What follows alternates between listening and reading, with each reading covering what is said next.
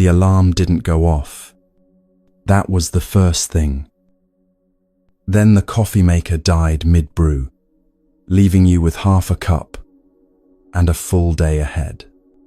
You grabbed your keys, already 10 minutes behind, and hit traffic that shouldn't exist at this hour. The meeting you prepared for all week started without you. Your carefully rehearsed points, the slides you stayed up perfecting, the promotion you could almost taste, someone else presented. Someone else got noticed. By lunch, your phone buzzed with a text that unraveled something you thought was solid. By evening, you were staring at the ceiling, that familiar tightness spreading across your chest, wondering why nothing ever goes according to plan. That feeling sitting with you right now? It's been felt by every person who's ever tried to build something, love someone, or simply make it through a day with some dignity intact. We're all fighting the same invisible battle against reality itself, expecting one thing, colliding with another. 2,500 years ago, the Buddha discovered something about this collision. Something so simple, it sounds almost too easy. Yet the people who truly understand it have found a kind of peace that doesn't depend on everything going right. For the next few hours, we're going to explore that discovery together. If it feels right, grab a cozy blanket, settle somewhere quiet, and let this be a moment of global connection. You can rest here, drift if you need to, return when you're ready. Let's begin where the teaching always begins. With suffering, we can actually touch.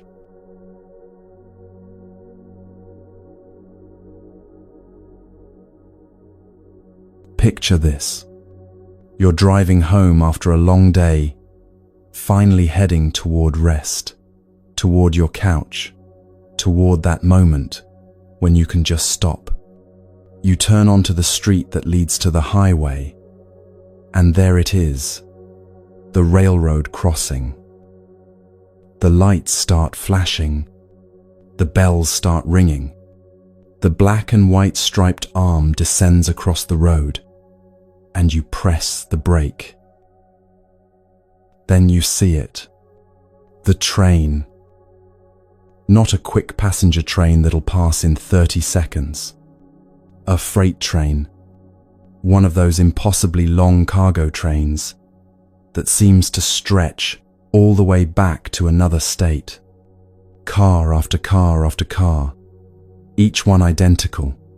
Each one another few seconds of your life. Ticking away. A car pulls up behind you, then another.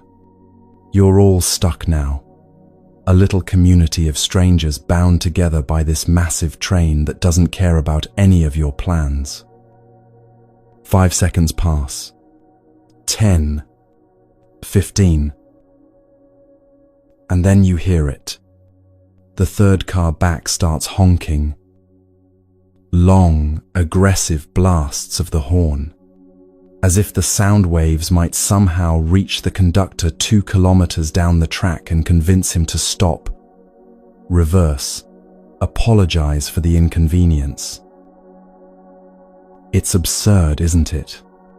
Honking at a freight train. But before we judge that person too harshly, let's be honest. We've all done some version of this. We've sent the angry text that won't change anything. We've replayed the argument in our heads for the 100th time, rewriting history with better comebacks. We've gripped the steering wheel until our knuckles turned white, as if our frustration might magically dissolve the traffic ahead. We've refreshed our email, obsessively, willing the response we want to appear. We've lain awake constructing elaborate speeches we'll never give, solving problems that may never arise, preparing for futures that exist only in our anxious imagination. We honk at freight trains every single day. And here's the question worth sitting with. Why? What makes an intelligent, rational person lean on a horn in front of an unstoppable train? What makes us yell at a computer screen, snap at someone we love, or lie awake at 3 a.m, replaying a conversation we can't change? The answer is simpler than you might think. We do it because we haven't surrendered. We haven't accepted that this moment, exactly as it is the only moment we actually have. Let's back up for a second. Let's talk about expectations. Expectations aren't the enemy. We need them to function. You expected gravity to work this morning when you got out of bed, and that expectation served you well. You expected your door to open, your car to start, language to carry meaning from one person to another. Expectations help us navigate reality. You're listening to this right now because you have some expectation that spending these hours might offer something valuable. That's a healthy expectation. It brought you here. It opened you to learning. So expectations themselves aren't the problem.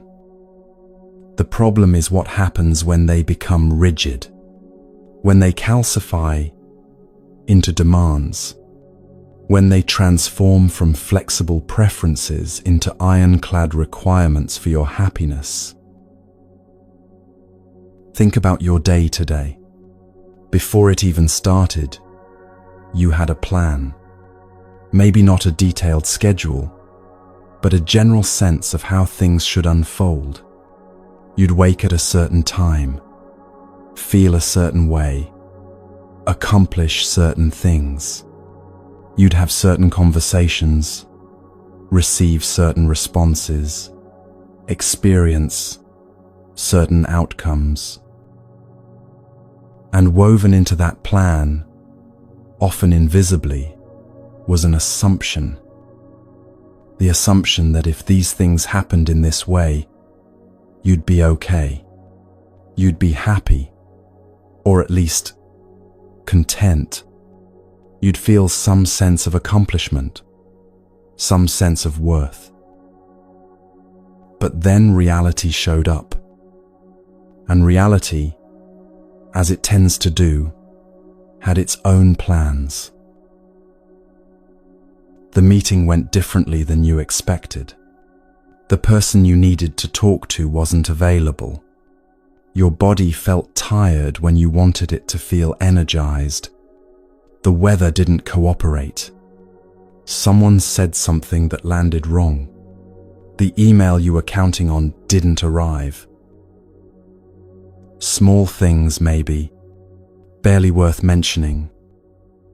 But here's what happens in that gap between what you expected and what actually occurred. In that space, something ignites. Frustration, disappointment, anxiety, anger, that tight feeling in your chest, that low-grade irritation that colors the rest of your day. The Buddha had a word for this, dukkha, often translated as suffering, but that's not quite right. Dukkha is more subtle. It's the pervasive unsatisfactoriness of clinging to things as we want them to be, rather than meeting them as they are. It's the suffering that comes from fighting the freight train. Now, here's where it gets interesting. That plan you had for today, that expectation about how things should unfold, where did it come from? You made it. Your mind constructed it, piece by piece, based on past experiences, hopes, fears, desires, and 1,000 other variables. It's a mental model, a prediction, a story you're telling yourself about a future that doesn't exist yet. And there's nothing wrong with that. Planning is part of being human. We orient toward the future. We set goals, make commitments, build towards something. But watch what happens next. We take that mental construct, that fantasy of how things will be, and we attach to it. We grip it tightly. We say, "This is how it must be for me to be happy. This is how it must unfold for me to feel okay about myself, my day, my life." That attachment, that insistence, is what the Buddha called craving. And craving, he taught, is the root of suffering. Not the expectation itself, the rigidity around it, the should that we bolt onto reality. You should have gotten that promotion. The conversation should have gone differently. They should have understood what you meant. The traffic should not exist at this hour. Your body should feel better.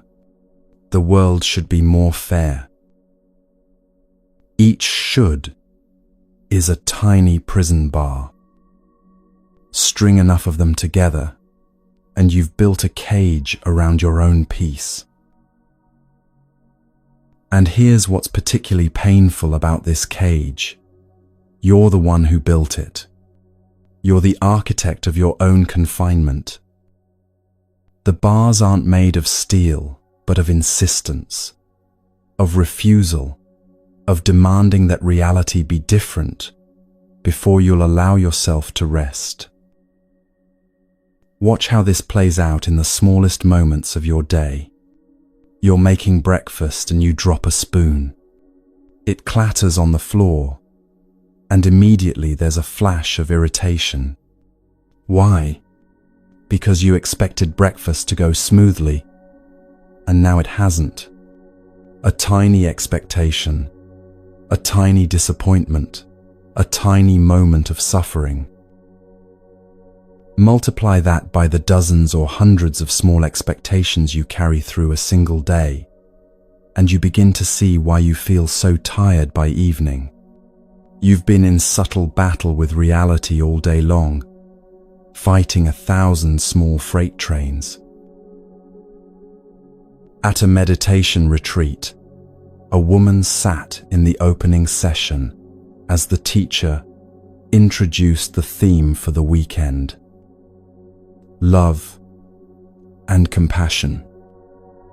The foundations of Buddhist practice, the heart of transformation. From across the room, someone sighed. Then a voice, not quite under the breath, said, "Compassion again. I already know about compassion." This woman had attended this retreat for several years running. She was clearly dedicated to her practice, devoted to understanding the Dharma. And, in a way, she was right. She'd heard teachings on compassion many times. She'd been in that room for years, listening to talks about opening the heart, about meeting others with kindness, about recognizing suffering in ourselves and in the world. She'd read books about it. She could probably explain the concept beautifully if asked. But knowing about compassion and being compassionate are two completely different things. You can know the chemical formula for water and still die of thirst. You can memorize every instruction for swimming and still drown if you never get in the pool. You can understand intellectually that expectations cause suffering and still honk at the freight train every single day. This is one of the most important distinctions on the spiritual path. The difference between conceptual understanding and embodied realization. The Buddha taught 3 stages of wisdom. First comes hearing, receiving the information, absorbing the teaching. You listen to a talk, you read a book, you learn that attachment causes suffering. That's stage 1. Second comes reflection, processing that information, examining it from different angles, testing it against your own experience. You think about times you've suffered because of rigid expectations. You analyze the patterns. You begin to see the truth of the teaching in your own life. That's stage 2. But neither of those stages transforms you. Not really. The third stage is meditation, which doesn't mean sitting cross-legged on a cushion. It means returning again and again to the truth, training your mind to rest in that understanding, integrating it so deeply that it becomes your natural response rather than something you have to remember. That woman at the retreat had completed stage 1 many times over. She'd heard about compassion. Maybe she'd even done some stage 2 reflection. But she hadn't yet moved into stage 3, where compassion becomes not something you know, but something you are. And the truth is, most of us haven't either. We're all students. We're all just beginning to understand how deep these teachings go. Even the great teachers, the ones who've studied and practiced for decades, still consider themselves students of the Dharma, because these teachings go all the way down. Love and compassion and patience and acceptance, they reach into the ultimate nature of reality itself. We won't fully embody them until we're very close to awakening. Some teachers give the same teaching 20, 30 times.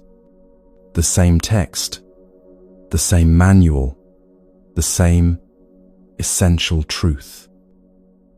And each time, if you really listen with openness, you discover something new.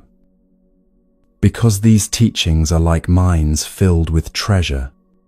They're vast and they're deep, and you can spend a lifetime exploring them without exhausting their wisdom.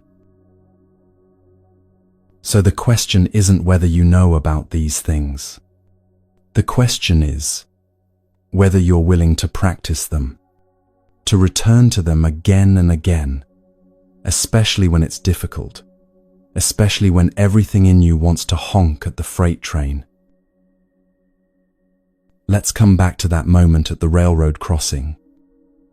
The train is passing, car after car. You're stuck there, and the person behind you is leaning on the horn. In that moment, that person has 2 choices. Actually, we all have 2 choices every time reality doesn't match our expectations. Choice 1, surrender And this is a strong word, maybe even an uncomfortable one. Submit, yield, bow to what is. Not in defeat, not in weakness, but in recognition of reality. There is a train. It is blocking your path. No amount of frustration, anger, or horn honking will change that fact. So you can accept it. You can let your body relax into the seat. You can take a breath. You can look at the train, really look at it, and think, here is reality. This is what is happening right now. Maybe you even find something interesting in it. The rhythm of the cars passing, one after another, the graffiti someone painted on the side, a splash of color in the gray afternoon, the unexpected pause in your day, this moment of forced stillness in a life that rarely stops moving. Choice 2. Insist. Refuse to accept what is. Tighten your grip on how things should be. Fight the moment. Resist. Honk the horn. Curse under your breath. Grip the steering wheel. Feel the frustration build in your chest, like a small fire that will burn for the rest of your evening.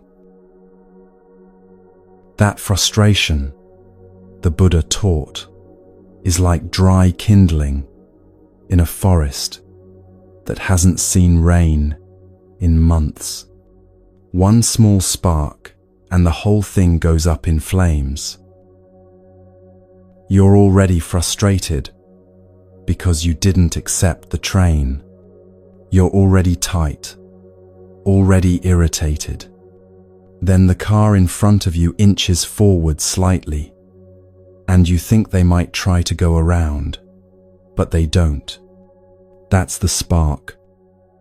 Suddenly you're not just annoyed about the train, you're furious at the incompetent driver ahead of you, at the railroad company for running trains during rush hour, at yourself for taking this route, at your boss for making you stay late, at the person you're supposed to meet for not understanding, at life itself for being so relentlessly difficult.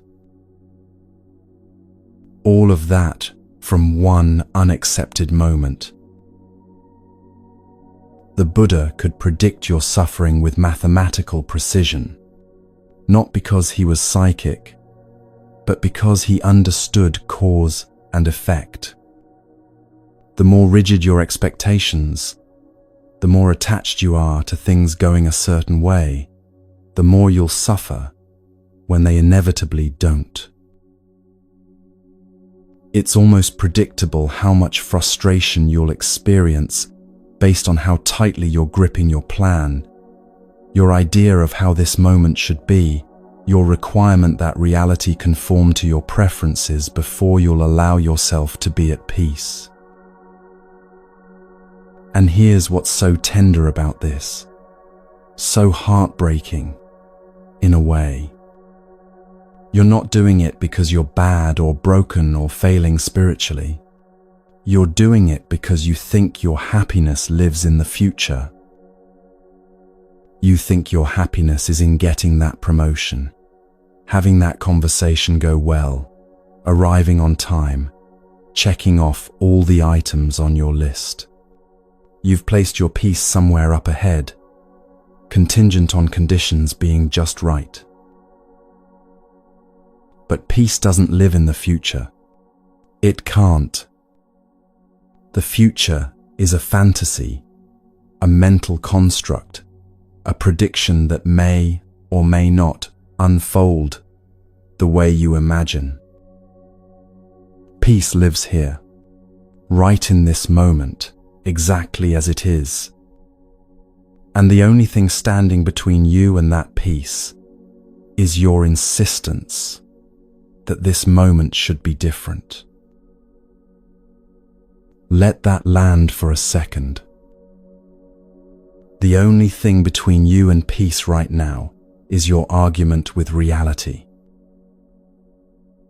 Not the traffic, not the difficult person, not the unmet expectation. Your resistance to what is. This is what the Buddha meant when he taught about acceptance as the doorway to peace. He wasn't saying you have to like everything that happens. He wasn't saying you can't work to change difficult situations or grow or improve your circumstances. He was saying something much more radical. He was saying that peace isn't about changing reality to match your preferences. It's about meeting reality exactly as it shows up, without the overlay of resistance, without the should that keeps you in constant battle with the present moment. This isn't passivity. This isn't giving up. It's the opposite. When you stop fighting the train, when you accept that yes, there is a train, and yes, I'm stopped here right now, something miraculous happens. Space opens up. Your nervous system relaxes, and from that relaxed, spacious, accepting place, you can actually respond wisely. Maybe you pull out your phone and send a text letting someone know you'll be late. Maybe you take 3 deep breaths and feel your shoulders drop. Maybe you turn on music you love and let yourself rest for these few unexpected minutes. Maybe you simply sit there, hands loose on the wheel, watching the train pass, marveling at the strange gift of forced stillness. But when you're busy honking at the train, gripping the wheel, building the fire of frustration in your chest, you can't do any of that. You're stuck in reaction, trapped in resistance, suffering unnecessarily. And here's the beautiful, liberating truth at the heart of all of this. You don't have to wait until conditions are perfect to be at peace. You don't have to wait until you get the promotion, until the relationship heals, until your health improves, until the traffic clears. Peace is available right now, in this imperfect moment, with all its frustrations and disappointments and unmet expectations. Not because everything is okay, but because you've stopped demanding that everything be different before you'll allow yourself to rest. That's the invitation. Not to lower your standards or stop caring about your goals or abandon your plans, but to hold them lightly, to meet each moment with openness rather than rigidity, to notice when you're honking at freight trains and gently, compassionately ask yourself, what would it feel like to stop? What would it feel like to surrender to this moment, exactly as it is? Not because you're defeated, but because you're finally ready to stop fighting a battle you can't win. The battle against reality itself.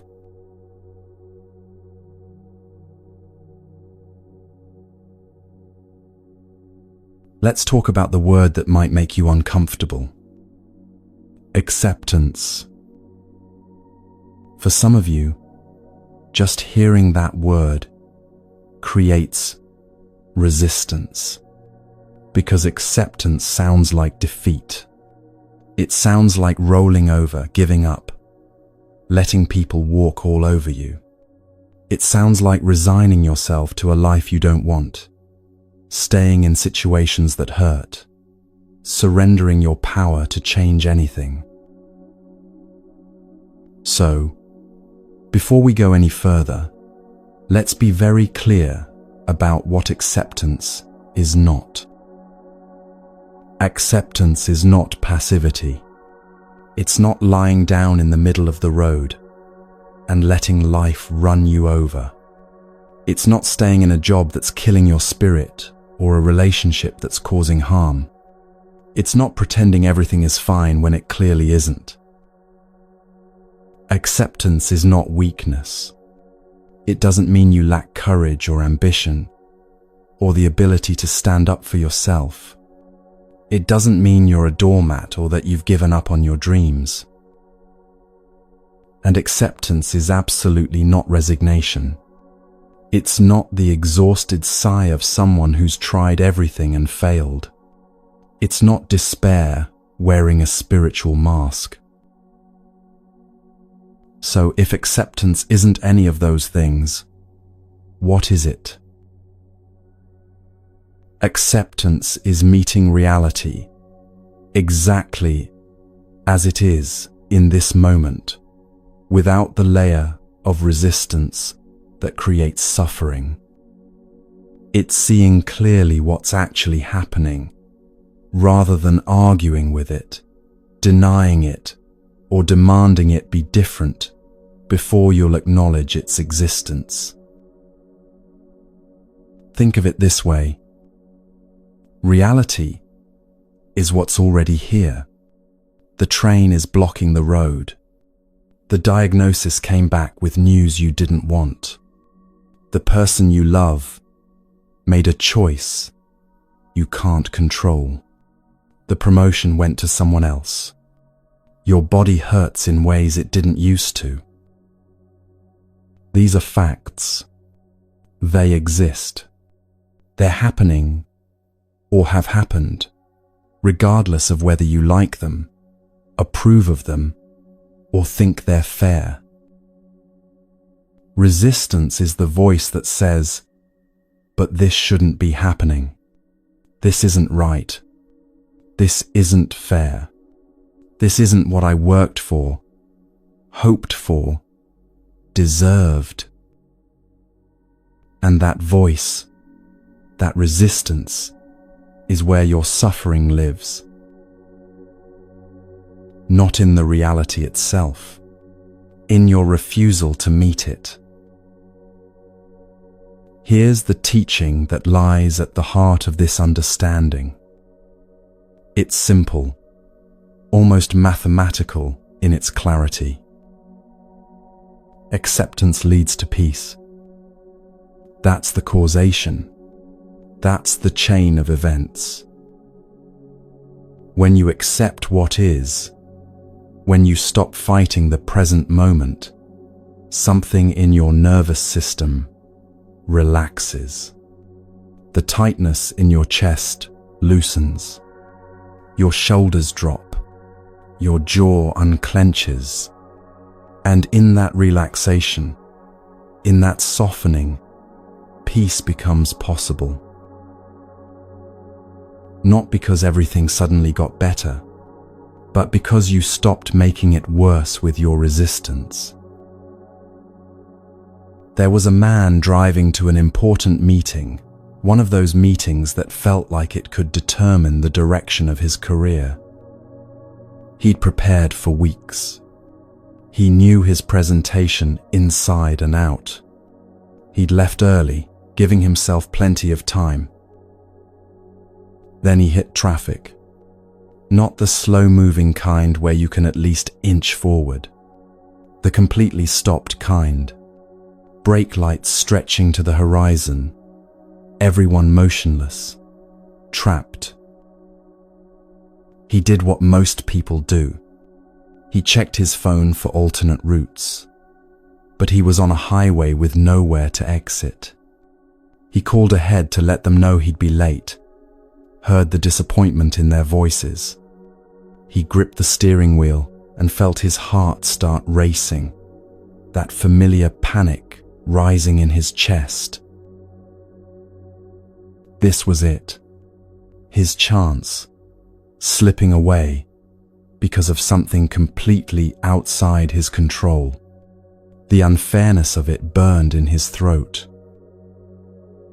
And then, sitting there in his car, with nowhere to go and nothing to do about it, he remembered something he'd heard once.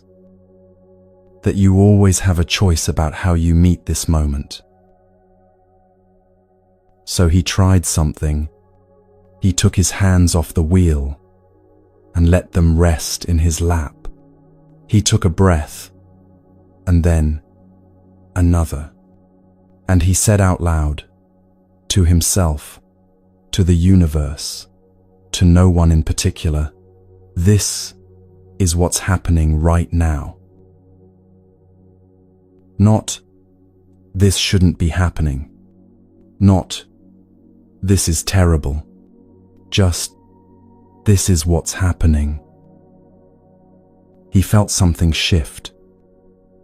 Not in the traffic, which remained completely stopped, but in his body. The panic began to recede. His breathing steadied. He looked around and really saw where he was for the first time. The late afternoon sun coming through the window. The person in the car next to him, also stuck, also dealing with their own disappointment. The strange community of strangers, all bound together in this shared moment of complete helplessness. He ended up missing the meeting entirely. By the time traffic cleared, it was over. But something else happened. He called back and explained what had occurred, speaking from a place of calm rather than frantic apology. And because he was calm, because he'd already accepted what couldn't be changed, he was able to think clearly about what could be changed. He proposed a video call for the next day, sent his presentation materials ahead of time, followed up with a thoughtful email. He got the contract, not despite missing the meeting, but perhaps because of how he handled missing it. But what struck him most about that day, what he would carry forward for years, was discovering that he could be okay, even when things didn't go his way. That peace wasn't dependent on everything working out perfectly. That he'd been carrying this belief his whole life. The belief that he could only relax once everything was under control, and it wasn't true. The peace was available all along. He'd just been refusing to access it because he was too busy fighting what is. Let's look at another story, a harder one. A woman in her early 40s went to her doctor for a routine checkup. She'd been feeling tired, more than usual, but she attributed it to stress, to working too much, to getting older. The doctor ran some tests. The diagnosis came back with words no one wants to hear. Chronic illness. Manageable, but not curable. Something she'd live with for the rest of her life. Something that would require adjustments, medications, careful attention to her body's limits. Her first response was denial. This couldn't be right. She got second opinions, third opinions. She researched obsessively, looking for the article or study or treatment that would prove everyone wrong. Then came anger. Why her? She'd taken care of herself, eaten well, exercised. She had things she wanted to do, plans that didn't include managing a chronic condition. It wasn't fair. Then bargaining. Maybe if she changed everything about her lifestyle, if she tried this supplement or that diet. If she meditated enough or prayed enough, it would go away. And finally, for a long time, a kind of low-grade despair, a sense that her life, the life she'd imagined, was over before it had really begun. She lived in this state for months, fighting the diagnosis, resenting her body, grieving the future she'd expected. And the irony was that her resistance, her constant battle with reality, was making her sicker. The stress of non-acceptance was taking a toll as real as the illness itself. Then one morning, sitting in her kitchen with her untouched coffee growing cold, something shifted. She didn't plan it. She wasn't trying to be spiritual or wise. She was just exhausted from fighting. And in that exhaustion, she finally stopped. She looked at her body, this body that had served her faithfully for 42 years, and was now asking for something different from her. And she said, okay, this is what's happening. This is my reality now. Not with resignation, not with defeat, but with a kind of tender recognition. This is what is.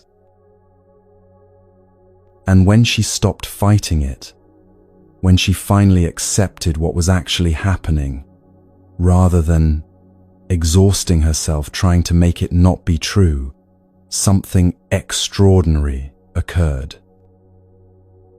She started living again, really living.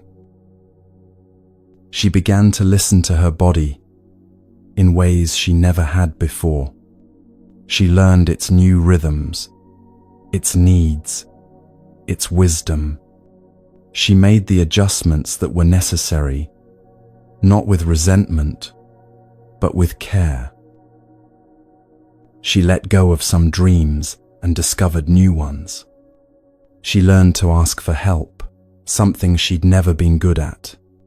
She built a life that worked with her limitations, rather than constantly railing against them. And years later, looking back, she would say something profound. The diagnosis didn't change. I still have this condition, but my suffering around it ended the day I stopped insisting it shouldn't exist. The pain is still there sometimes, but the suffering, that was something I was adding. Pain is inevitable, the Buddha taught. Suffering is optional. Pain is what happens when reality includes difficulty, loss, illness, death. These are part of being human, part of having a body, part of loving people and things that don't last forever. But suffering is what we create when we refuse to accept that pain is happening, when we layer resistance and denial and anger, and this shouldn't be, on top of the pain that's already present. Acceptance doesn't eliminate pain, but it eliminates the suffering we create by fighting the pain, denying it, or believing we shouldn't have to feel it. One more story, because this pattern shows up everywhere in life. A young man was in a relationship he thought would last forever. 5 years together, plans for marriage, a whole future, carefully constructed in both their imaginations. Then one evening, she told him she couldn't continue. Something fundamental had shifted for her. She still cared about him, but she couldn't be in the relationship anymore. He tried everything to change her mind. He made promises, negotiated, explained all the reasons they should stay together. He replayed every conversation they'd ever had, looking for the moment where things went wrong, the thing he could have done differently. But she was clear. It was over. For months, he lived in a kind of limbo, not quite accepting that it had ended, not quite moving forward. He kept texting her, suggesting they meet for coffee, to talk things through one more time. He kept half of his attention on the possibility that she'd change her mind, that they'd find their way back to each other. His friends worried about him. He'd lost weight. He wasn't sleeping well. He was stuck in a story about how things should be, rather than dealing with how things actually were. Then one night, walking home from work, he stopped in the middle of the sidewalk. People flowed around him, annoyed at the obstacle he'd become, but he just stood there, finally facing the truth he'd been running from. She wasn't coming back. This relationship was over. That future he'd imagined wasn't going to happen. And instead of collapsing under the weight of that truth, he felt something unexpected. Relief. Because the truth, even when it's painful, is solid ground. You can stand on it. You can start from there. But as long as you're living in fantasy, in what should be, or what might be, if only things were different, you're standing on nothing. You're suspended in a kind of suffering that has no end, because you never let yourself arrive at what's real. He went home that night and wrote her one final message, not trying to change her mind or keep a door open, just acknowledging the truth, thanking her for what they'd shared, and saying goodbye. It hurt. Of course it hurt. The pain didn't disappear because he accepted it. But the suffering did. The agonizing, constant suffering of non-acceptance lifted, and in the space that opened up, he could finally begin to grieve, to heal, and eventually to move forward. 6 months later, he would reflect on something profound. When I was fighting the breakup, trying to make it not be true, I was completely stuck. I couldn't move forward because I was using all my energy trying to go backward. The day I accepted it, really accepted it, I had my life back. Not the life I'd planned, but my life. And I could finally start living it. Do you see the pattern in these stories? In all 3 cases, acceptance didn't change the external reality. The traffic didn't clear faster. The diagnosis didn't go away. The relationship didn't magically repair itself. But something profound changed internally. A kind of softening happened. A releasing of the clench, the fight, the endless argument with what is. And in that softening, in that space that opens, when you stop contracting against reality, peace becomes possible. Not the peace of everything being perfect, but the peace of finally being present with what's actually happening, instead of exhausting yourself, wishing it were different. This is what the Buddha meant when he taught that acceptance is the doorway to peace. It's not the only doorway. There are others, but it's the one most of us keep missing because we're so busy looking for a doorway that leads somewhere else. We want the doorway that leads to the life we planned, the circumstances we prefer, the reality where everything goes our way. And we'll stand in front of that locked door for years, decades even, pushing against it, demanding it open, refusing to acknowledge that it's not a door at all. It's a wall we're beating our heads against. Meanwhile, the actual doorway, the one that leads to peace, is right here. It's always been right here. It's simply the doorway of accepting what is. And here's what's so beautiful, so liberating about this teaching. Acceptance doesn't trap you in circumstances you don't want. It's actually the opposite. When you're fighting reality, when you're stuck in non-acceptance, all your energy goes into that fight. You can't see clearly because you're so busy arguing with what you're seeing.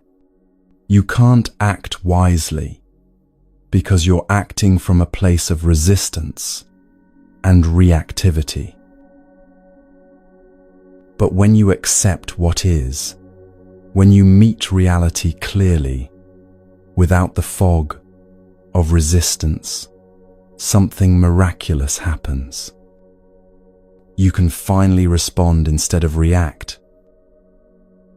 You can ask, okay, this is what's happening. Given this reality, what's the wisest thing to do? The man in traffic, once he accepted he'd missed the meeting, could think clearly about next steps. The woman with the diagnosis, once she accepted her condition, could make wise choices about her treatment and lifestyle. The young man, once he accepted the breakup, could begin the actual work of healing rather than staying stuck in fantasy. Acceptance creates space. Space for clarity, for wisdom, for action that actually helps, rather than action that comes from panic and denial. Think about it in your own life. When you're fighting something, resisting it, how much energy does that take? How much mental space does it occupy? How much of your day is spent in that internal battle? Now imagine what would become available if you could redirect that energy, not toward resignation or passivity, but toward wise, clear-eyed action based on reality as it actually is. That's the gift of acceptance. It frees up everything you've been using to fight the unchangeable and makes it available for engaging skillfully with what can actually be changed. But here's the thing about acceptance that nobody tells you. It's not a one-time event. It's not like you accept something once and then you're done. Acceptance is a practice, a returning, something you have to choose again and again, especially with the hard things, the things that hurt, the things that feel unfair. The woman with the chronic illness didn't accept once and never struggle again. There were mornings when she woke up and felt the familiar resistance rising, the why me, the grief, for the life she'd imagined. But she'd learned something crucial. She'd learned how to recognize that resistance and how to soften around it, how to come back to acceptance even when it was hard. This is the practice. This is what we're actually training in. Not becoming people who never resist or never wish things were different, but becoming people who can recognize when we're resisting and choose to meet reality instead of fighting it. And slowly, gradually, that choice becomes easier. The pathway of acceptance gets worn smooth from walking it so many times. The softening becomes more familiar than the clenching. Peace becomes more accessible than suffering. Not because your life becomes perfect, but because you've stopped requiring perfection as the price of your peace. There's a teaching that appears often in Buddhist texts. Trying to avoid pain by controlling circumstances is like trying to cover the whole earth in leather, so you never have to encounter rough ground. It's impossible, exhausting, and completely misses the point. The alternative? Put on shoes. Cover your own feet. Develop the inner resources to walk through life as it actually is, rather than exhausting yourself trying to pave every path ahead of time. Acceptance is how you put on shoes. It's how you develop the capacity to walk through difficult terrain without being destroyed by it. It's how you build resilience not by avoiding pain, but by learning to meet it without adding layers of suffering on top. And the peace that comes from acceptance is different from the peace of everything going your way. The peace of everything going your way is fragile. It depends on circumstances remaining favorable, on people behaving the way you want, on life cooperating with your plans. It's conditional peace, and conditions change constantly. But the peace that comes from acceptance, from meeting reality as it is, that's stable. It doesn't depend on circumstances being perfect. It's available in traffic, and in illness, and in heartbreak.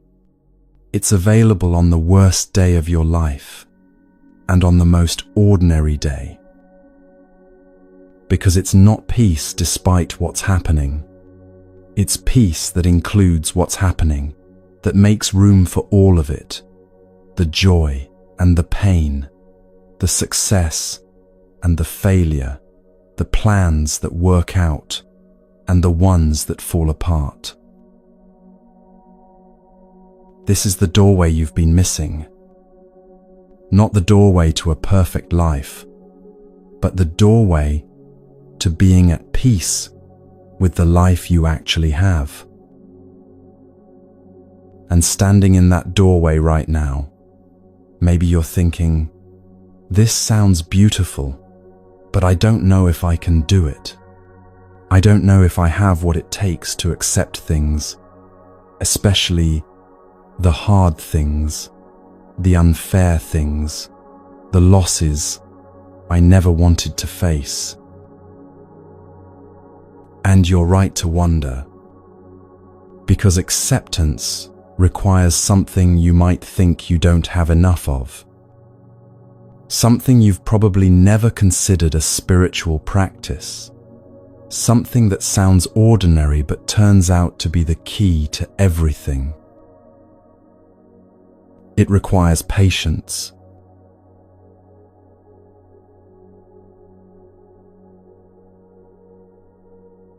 When most of us hear the word patience, we think of one thing: waiting, tolerating difficult people, not losing our temper when someone cuts us off in traffic, or when the customer service line keeps us on hold for 40 minutes. But in Buddhist teaching, patience is much more than that. It's not just about controlling your frustration when others irritate you. It's actually one of the most profound practices on the path to freedom, one of the most powerful antidotes to suffering. The Buddha taught 3 types of patience, 3 branches growing from the same trunk. And if you can develop these 3 forms of patience, you'll find that most of your suffering begins to dissolve. The first type is the one we're most familiar with: patience with other people. Patience when someone treats you poorly, when they don't understand, when they say the wrong thing, or do the wrong thing, or simply exist in a way that irritates you. Let's start there, because that's where most of us struggle most visibly. Think about the last time someone really got under your skin. Maybe it was someone close to you, someone whose behavior you've been trying to change for years. Maybe it was a stranger, someone you'll never see again but who managed to ruin your afternoon with one careless action. Why did they trigger you so strongly? Why did their words or actions create such turbulence inside you? Here's what most people don't realize. When someone triggers you, when they provoke a strong reaction in you, they're not creating something new. They're revealing something that was already there. They're holding up a mirror, and what you see in that mirror, what you react to so strongly, is often something about yourself that you haven't wanted to look at. The person who criticizes you triggers the part of you that already criticizes yourself. The person who seems lazy triggers your own fear of not being productive enough. The person who needs attention triggers the part of you that feels unseen. This doesn't mean the other person's behavior is okay. It doesn't mean you have to accept mistreatment or that everything is your fault. But it does mean that the intensity of your reaction often tells you more about your inner landscape than it does about the other person. There's wisdom in an old teaching that says everyone you meet is fighting a battle you know nothing about. The person who was rude this morning might be caring for a dying parent. The colleague who snapped might be dealing with chronic pain. The stranger who cut you off in traffic might have just received devastating news. You don't know. You can't know. All you see is the surface behavior, and you judge it based on your own expectations and needs. There's a test for this, one that reveals where you really stand with patience and kindness. Pay attention to how you treat people who can't do anything for you.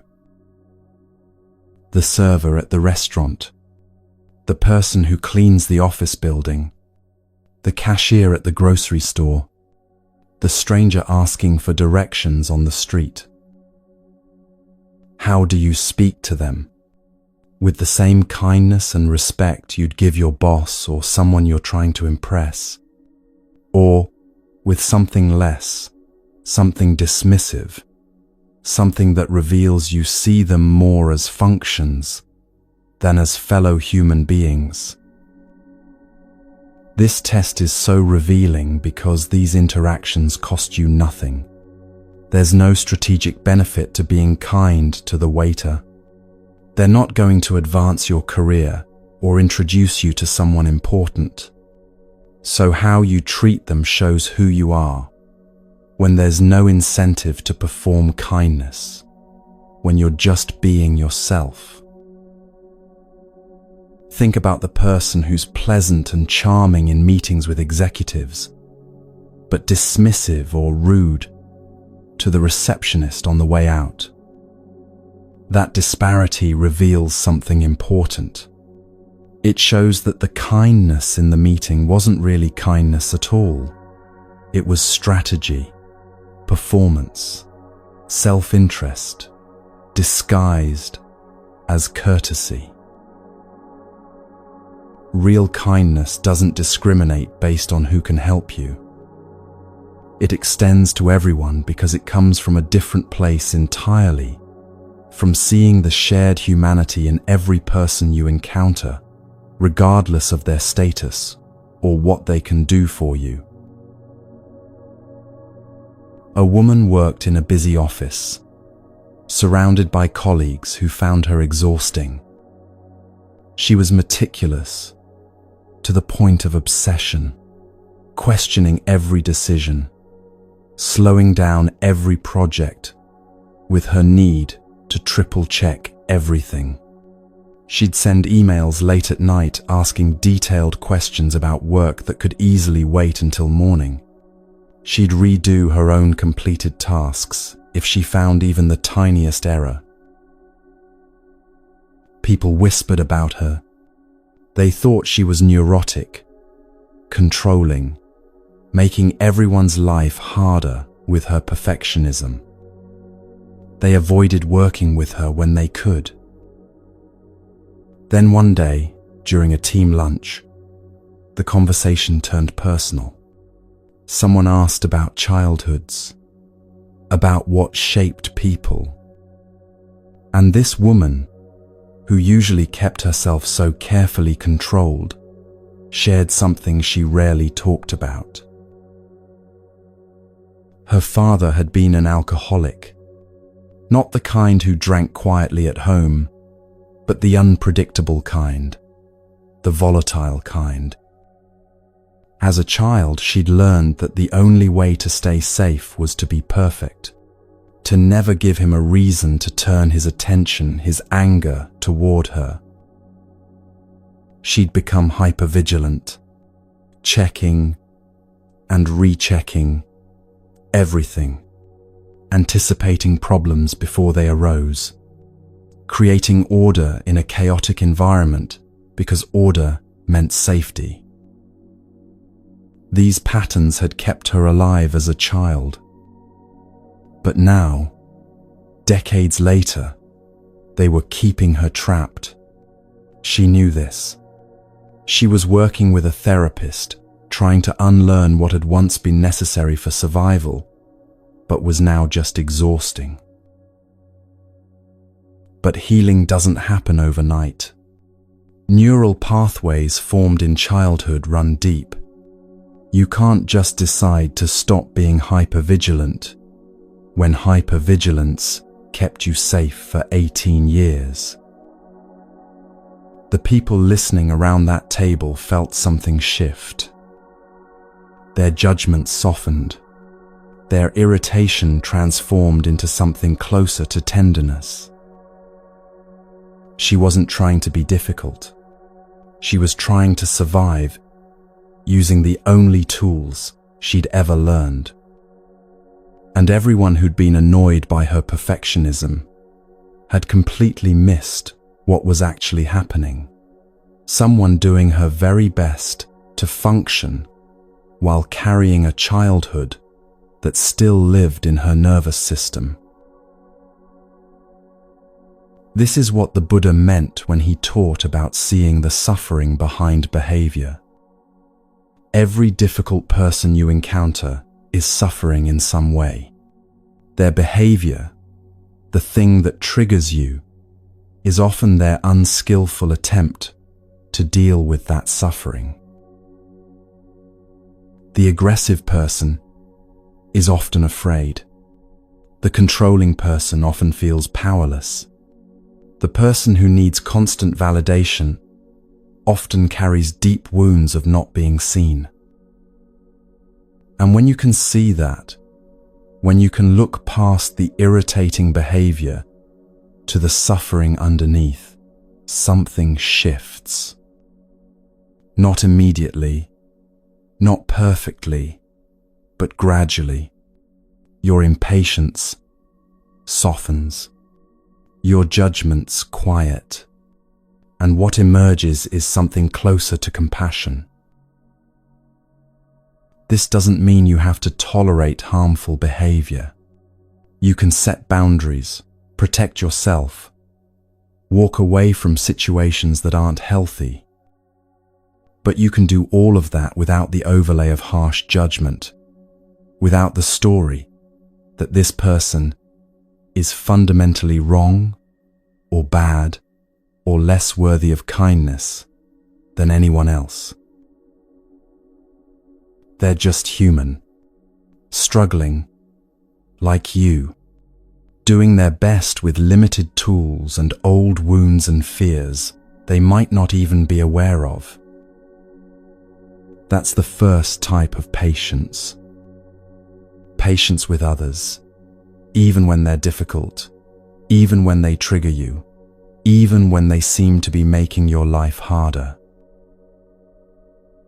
Now let's talk about the second type, one that's even more challenging for most people. Patience with your own growth. When you start any new practice, whether it's meditation, or learning an instrument, or changing a habit, there's usually a honeymoon phase. Everything is new and interesting. You're excited about the possibility of transformation. The novelty itself creates a kind of pleasure. Someone starts meditating, and it feels profound. They sit there for 20 minutes and think, this is it. This is the answer. I'm going to do this every day for the rest of my life. The practice feels magical during this phase. Every session seems to offer something new, a moment of calm, an insight, a sense of possibility. It's easy to be consistent because you're being carried by enthusiasm. But then something happens. Usually, after a few weeks or months, the newness wears off. The practice becomes familiar, predictable, and instead of feeling inspired, you start to feel bored. This is the second stage, the disenchantment. The meditation cushion starts to feel uncomfortable. Your mind wanders more than it settles. 20 minutes feels very long, and you start checking the timer. The practice that once felt like a doorway to something profound now feels like a chore, another item on an already overwhelming to-do list. And this is where most people quit. They think, this isn't working for me anymore. Maybe I need a different technique, a different teacher, a different approach. They go looking for the next thing that will recreate that honeymoon feeling, that initial spark of excitement and possibility. And they find it, briefly, before that too becomes familiar, and they're looking again. But here's what nobody tells you. The practice hasn't stopped working. You've just moved past the stage where it works by being novel and exciting. Now it's asking you to work in a different way. The boredom is actually your graduation ceremony. It's the signal that you're ready for the real practice to begin. Because in the honeymoon phase, the practice was choosing you. Your emotional reaction to it, your curiosity about it, your excitement, those things pulled you toward the cushion. You didn't need discipline because you were being carried by enthusiasm. But when the practice becomes familiar, when the novelty wears off, now you get to choose it. Now you're building something real. You're training the capacity to show up even when you don't feel like it, to choose what you value over what you want in the moment. This is where transformation actually happens. Not in the exciting moments, but in the boring ones. Not when practice feels good, but when it feels like nothing special, and you do it anyway. A man started meditating after his marriage ended. The divorce had left him unmoored, anxious, unable to sleep through the night. Someone suggested meditation, and he tried it, more out of desperation than genuine interest. At first, it was hard. His mind wouldn't settle. He'd sit there replaying arguments, imagining different outcomes, drowning in regret and what-ifs. But gradually, over weeks, he started to notice changes. He could take a breath and actually feel himself calm down. He could watch a thought arise and not immediately believe it, not immediately get swept away by it. He started sleeping better. The constant anxiety began to soften. He became devoted to the practice. Every morning, 30 minutes on the cushion before anything else. It felt like the most important thing he did all day, the foundation that made everything else possible. But after about 6 months, something shifted. The practice started to feel routine. Some mornings, he'd sit there thinking about his work schedule. Other mornings, he'd fall asleep. It stopped feeling like a revelation and started feeling like just sitting there, watching the clock, waiting for it to be over. He almost quit. The voice in his head said, "Maybe I've gotten what I needed from this. Maybe it's time to try something else." But something made him keep showing up. Maybe stubbornness, maybe intuition, maybe just the simple fact that he'd built a habit and didn't want to break it. Even on the mornings when it felt pointless, when his mind wandered constantly, when he couldn't remember why he'd ever thought this was helpful, he kept sitting down on that cushion. And slowly, over months, something shifted again. Not back to the honeymoon phase, not back to that initial excitement. Something different entirely. He stopped caring whether the session felt good, or profound, or peaceful. He stopped evaluating each sit as successful or unsuccessful. He started to understand that the practice was working not in those special moments of clarity, but in the ordinary moments of just showing up. The muscle he was building wasn't the muscle of having peaceful meditations. It was the muscle of consistency, of choosing to care for himself even when it wasn't entertaining, of returning to what mattered even when what mattered felt boring. This was the third stage, the mature practice, where you no longer need the practice to feel good because you understand it's nourishing you, whether it feels good or not. Years later, looking back, he realized something profound. The practice didn't save his life during the honeymoon phase when everything felt magical. It saved his life in the disenchantment phase, in the boring middle, when he learned that he could be consistent with something even when it wasn't exciting. That capacity, the capacity to show up for what matters even when it's not stimulating, that's what actually transforms you. That's what builds a real foundation for change. This is the second type of patience. Patience with your own growth. Patience with the slowness of transformation, with the inevitable boring middle, with the disenchantment that's actually a doorway rather than a dead end.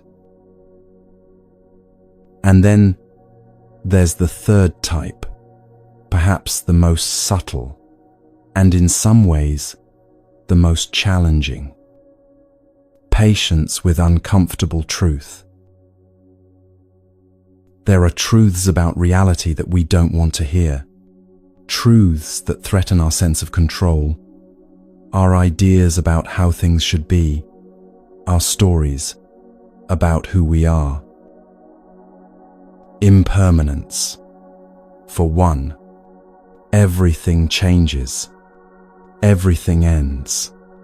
The job you love, the health you have, the people you cherish, none of it is permanent.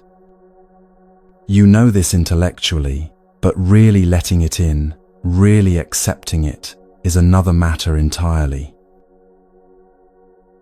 Or the truth about control. How little of life you actually control. You can influence things, work toward outcomes, make wise choices, but you can't control whether you get sick, whether the people you love will stay, whether your plans will work out. Or the truth about who you are, that you're not as patient as you think, not as selfless, not as wise, not as far along the path as you'd like to believe. These truths are uncomfortable. They put cracks in the stories we tell ourselves, and our first instinct is usually to reject them, to defend against them, to find reasons why they don't apply to us, or why they're not really true. But spiritual growth requires patience with uncomfortable truth. It requires the willingness to hear things that challenge you, that show you where you're still stuck, that reveal the ways you're creating your own suffering. And here's where it gets tricky. Because once you start on a spiritual path, once you identify as someone who's working on themselves, your ego doesn't disappear. It just moves into a smaller box. Before, you were living in the box of regular life. The ego could seek status through money or appearance or achievements or social position. But now you've decided to be spiritual, to work on yourself, to pursue enlightenment.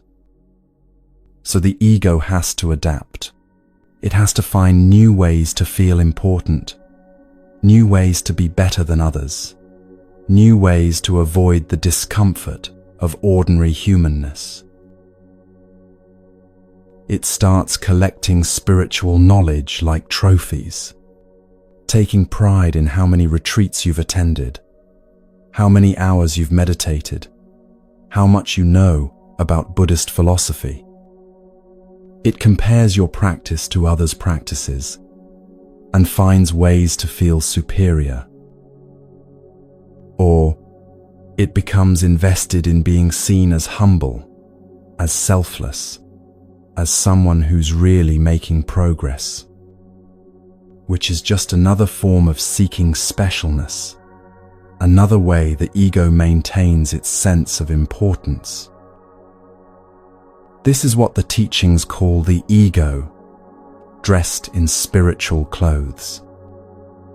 And it's more dangerous than the ordinary ego because it's harder to see, easier to rationalize, more subtle in its operations. The ordinary ego is obvious. You can see when someone is being arrogant, selfish, status-seeking. But the spiritual ego hides behind beautiful words and seemingly selfless actions.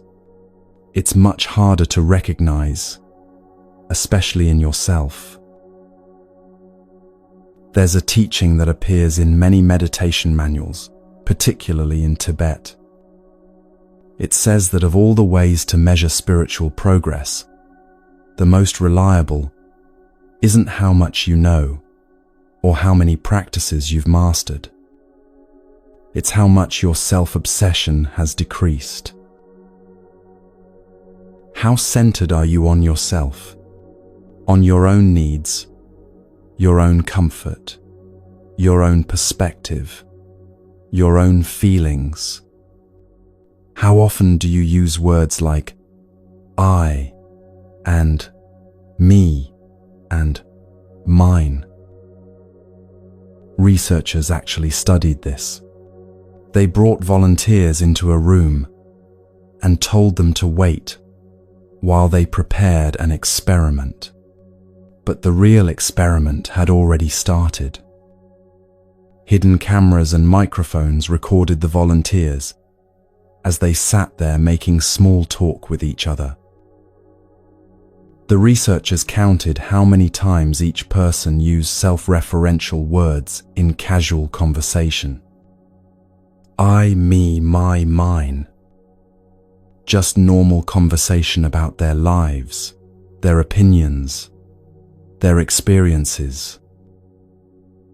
Then they followed up with these volunteers months and years later, tracking their psychological well-being, their relationships, their career trajectories, even their physical health. What they found was striking. The people who used the most self-referential language in that brief waiting room conversation had significantly more psychological problems down the line. More depression, more anxiety, more difficulty in relationships and careers, even more physical health issues. Not because saying I causes these problems, but because frequent self-reference is a marker of self-obsession. And self-obsession, the Buddha taught 2,500 years ago, is the root of suffering. When you're constantly focused on yourself, on how things affect you, on whether you're getting what you want, on protecting your image and your interests, you're trapped in a very small world. A world where everything has to revolve around your needs and preferences for you to feel okay. But the more you can step out of that self-centered view, the more you can consider other perspectives, hold your own needs lightly, recognize that you're just one person among billions, all trying to find their way, the more spacious life becomes. The more peace becomes possible. So when someone tells you a truth that threatens your self-image, what happens? When a teacher points out a blind spot, when a friend gives you feedback you didn't want to hear, when life itself shows you where you're still creating suffering. This is where patience with uncomfortable truth matters. The patience to listen without immediately defending. to consider that maybe you're wrong about something you were sure you were right about, to let your identity be challenged without collapsing or armoring against it. There's a particular kind of humility required for this. Not the false humility of putting yourself down, but the genuine humility of recognizing that you're always a student, that there's always more to learn, that the people and situations that irritate you might have something important to teach you if you're willing to listen. This humility is what opens everything. When you can say, "I don't know," when you can admit, "I was wrong," when you can hear criticism without immediately defending yourself, you become available for real transformation. Because transformation requires change, and change requires admitting that the way you've been doing things, the way you've been seeing things, might not be serving you, might, in fact, be creating the very suffering you're trying to escape. These three types of patience, patience with others, patience with your own growth, patience with uncomfortable truth, they're like three branches of a tree. And if we look at what they share, at the trunk from which all three grow, we find something beautiful. They all require acceptance. They all require you to stop fighting with reality and start meeting it as it is. Patience with others requires accepting that people are who they are, not who you wish they'd be. That they're doing the best they can with the tools and understanding they have, even when their best seems inadequate to you. Patience with your own growth requires accepting that transformation is slow, that you can't skip stages, that boring and difficult phases are part of the process, not problems to be solved, or evidence that something's wrong. Patience with uncomfortable truth requires accepting that reality doesn't care about your preferences, that impermanence and lack of control are features of existence, not bugs, and that your ego will resist these truths until the day you finally, fully let them in. And underneath all of that acceptance is peace. The peace that comes when you finally stop fighting, stop resisting, stop demanding that this moment be different before you'll allow yourself to rest. That's the trunk of the tree. Acceptance leading to peace. And from that peace, from that grounded, spacious, softened place, wise action becomes possible.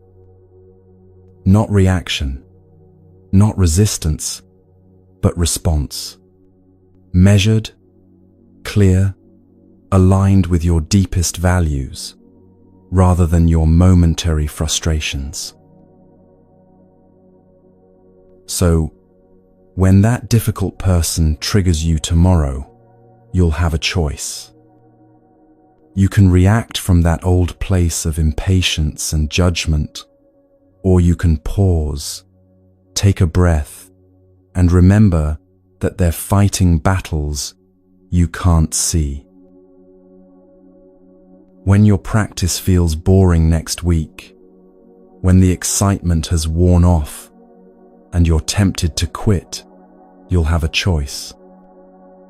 You can give up and start looking for the next shiny thing, or you can recognize that you've graduated to the stage where real transformation becomes possible. When life shows you a truth you don't want to see, When someone points out a blind spot, or when circumstances reveal your lack of control, you'll have a choice. You can defend, deny, and stay stuck, or you can soften into the humility that opens everything. These aren't easy choices. Patience isn't easy, but it's possible, and it gets easier with practice. The pathway gets worn smooth from walking it again and again,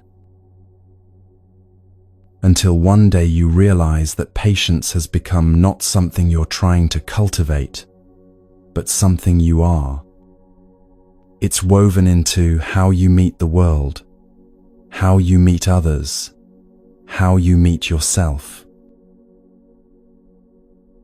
And in that patient meeting, in that accepting presence, suffering begins to dissolve. Not because everything becomes perfect, but because you've stopped requiring perfection as the price of your peace.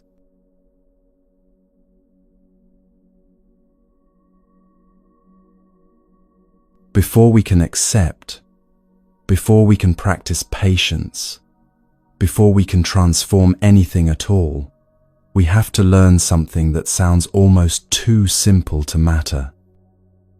We have to learn how to listen. Not hearing, listening. There's a world of difference between the two. You can hear something 100 times and never really listen to it. The words enter your ears, bounce around in your mind for a moment, and then disappear without leaving any real trace. You've heard it, but you haven't received it. You haven't let it in. And here's what most people don't realize. You can't integrate what you haven't truly heard. You can't practice what you haven't genuinely received. You can't embody wisdom that never made it past your ears. This is why the same teachings get repeated over and over in spiritual traditions. Not because the teachers have run out of things to say, but because hearing something once, or even 10 times, doesn't mean you've actually listened to it. Think about the most important truths in your life. The things that actually changed you, that shifted something fundamental in how you see, or act, or relate to the world. How many times did you hear those truths before you really listened? Someone tells you that you need to slow down, that you're burning yourself out. You hear them, you nod, maybe you even agree, but you don't change anything. They tell you again a month later, again a few months after that. You hear them every time, but you're not listening. Then one day, maybe after your body finally forces you to stop, maybe after you miss something that matters because you were too exhausted to be present, something shifts. And you hear that same truth. You need to slow down, and this time it lands differently.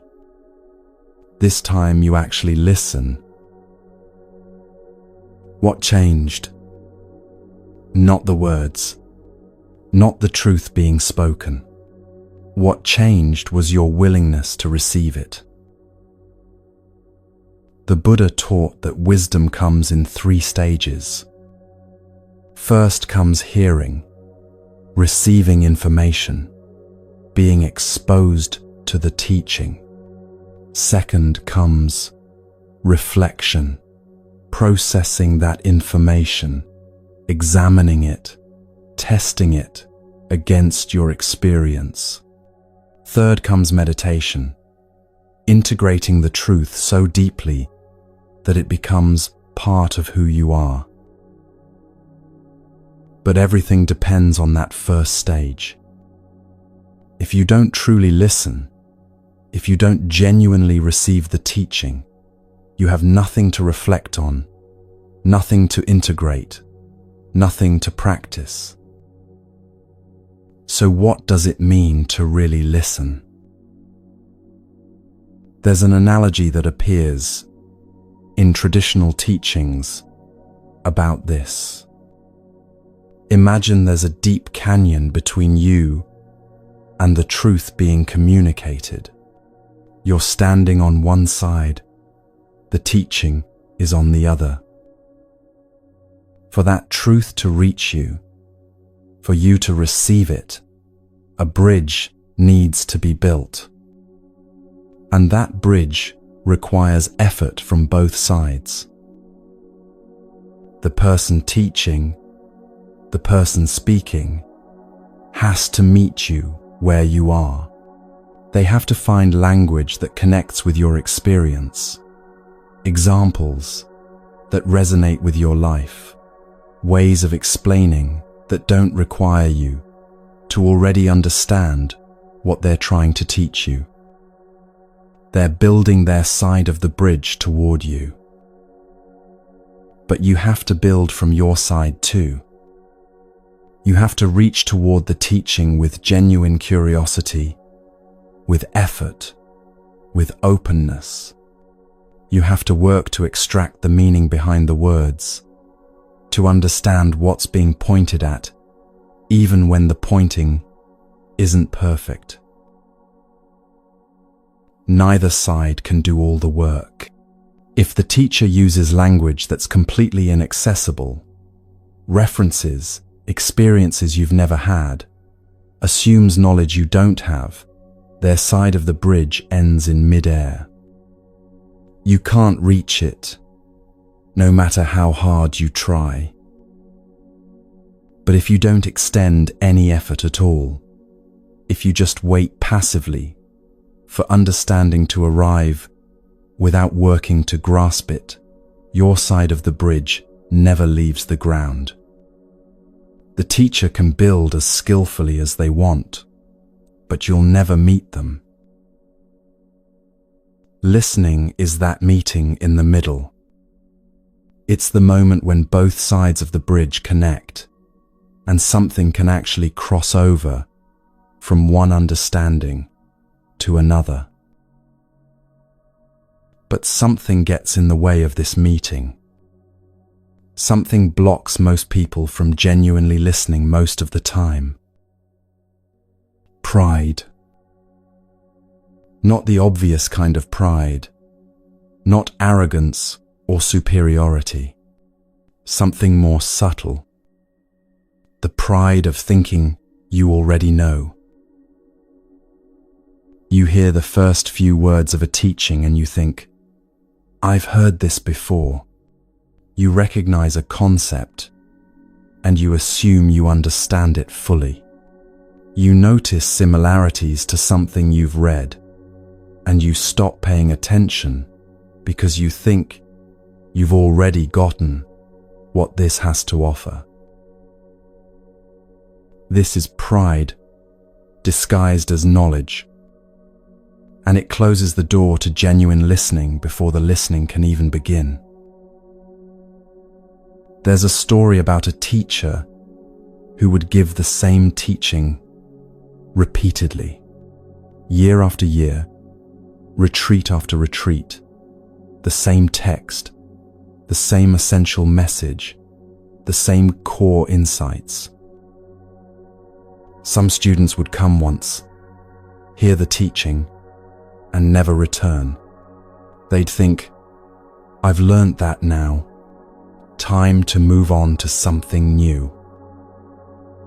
But other students would come back year after year, hearing the same teaching 5 times, 10 times, 20 times. And each time they'd discover something new.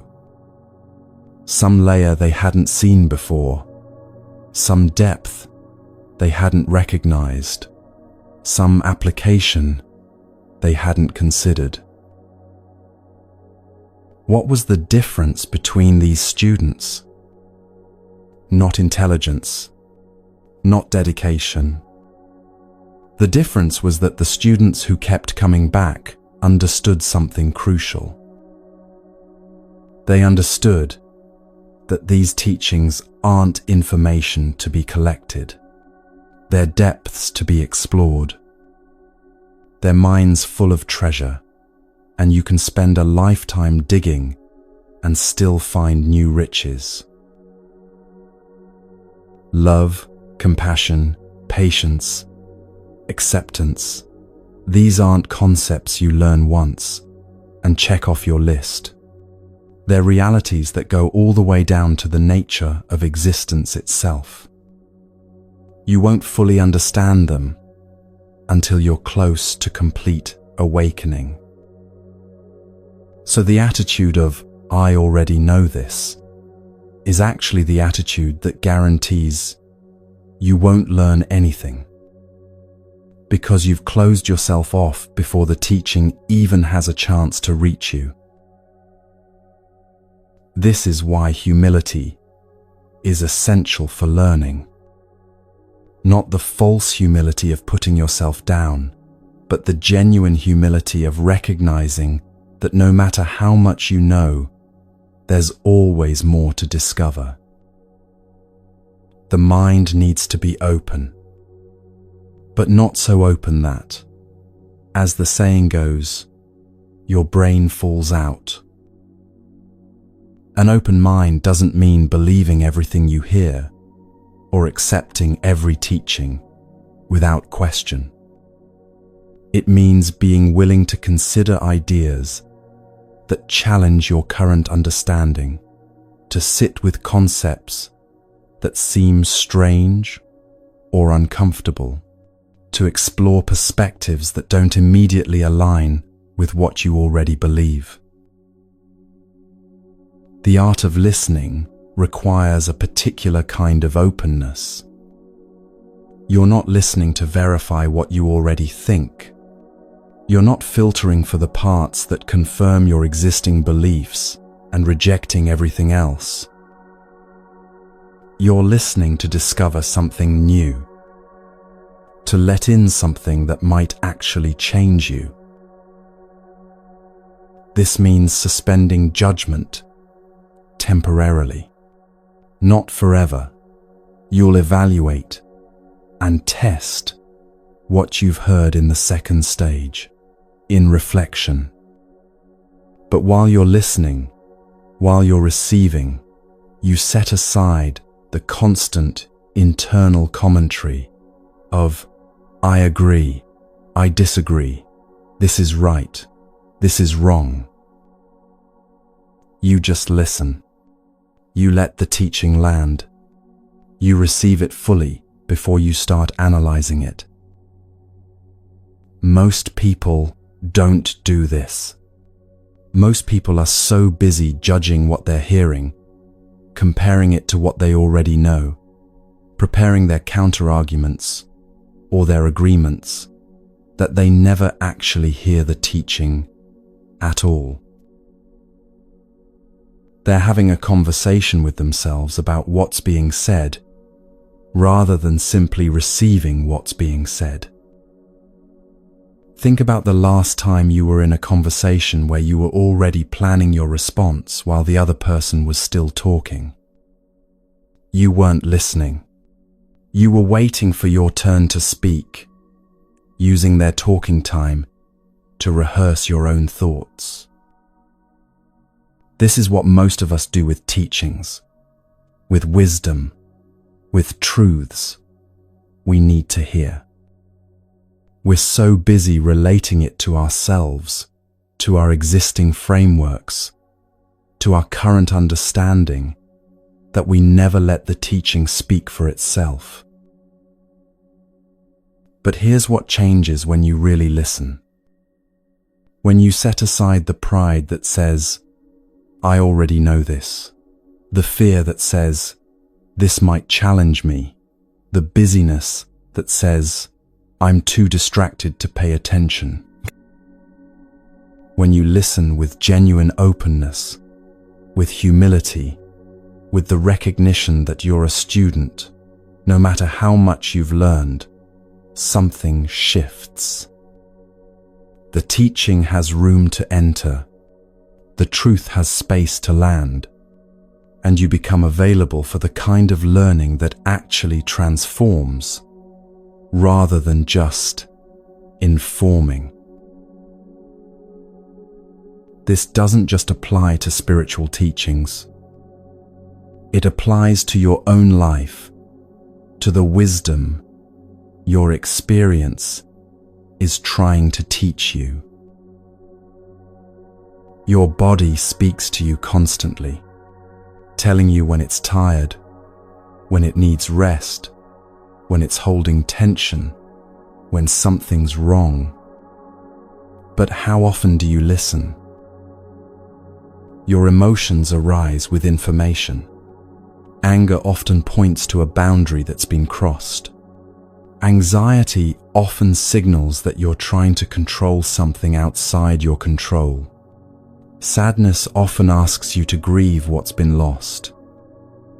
But do you listen to what they're trying to tell you?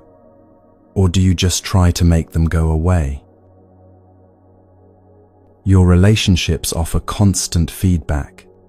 The way people respond to you, the patterns that keep repeating, the conflicts that arise again and again, these are all trying to teach you something.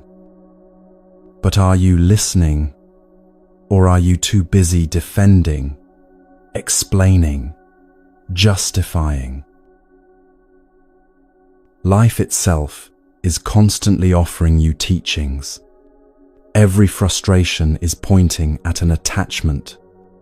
Every disappointment is revealing an expectation. Every difficulty is showing you where you're still resisting, where you haven't accepted, where you're fighting reality.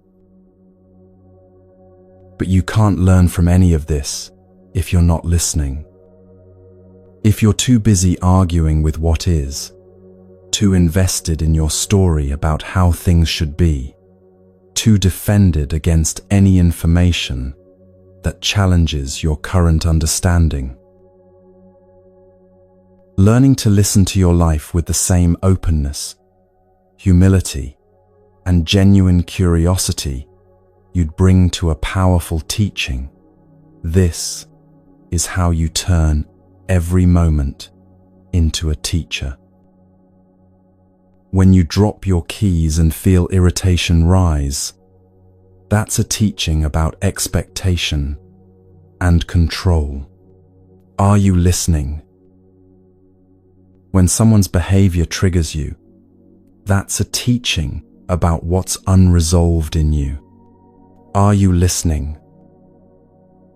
When you feel resistance to doing something you know is good for you, that's a teaching about how your mind works, about the patterns that keep you stuck. Are you listening? Most of us aren't. Most of us move through life half-deaf, missing most of what our experience is trying to teach us, because we're too busy, too defended, too sure we already know. But the practice of listening can be developed. Like any skill, it gets stronger with use. Start with small things. The next time someone speaks to you, really listen. Don't plan your response. Don't judge what they're saying. Don't let your mind wander to your to-do list. Just receive their words, their meaning, their intention. Notice how hard this is. Notice how quickly your mind wants to jump in with commentary, with judgment, with its own agenda. Then gently bring yourself back to listening. Again and again. Do the same with teachings you encounter. When you read something or hear something that seems familiar, pause. Instead of thinking, "I already know this," ask yourself, "What am I still missing? What layer haven't I seen yet? How might this understanding go deeper than I've realized?" And practice listening to your own experience.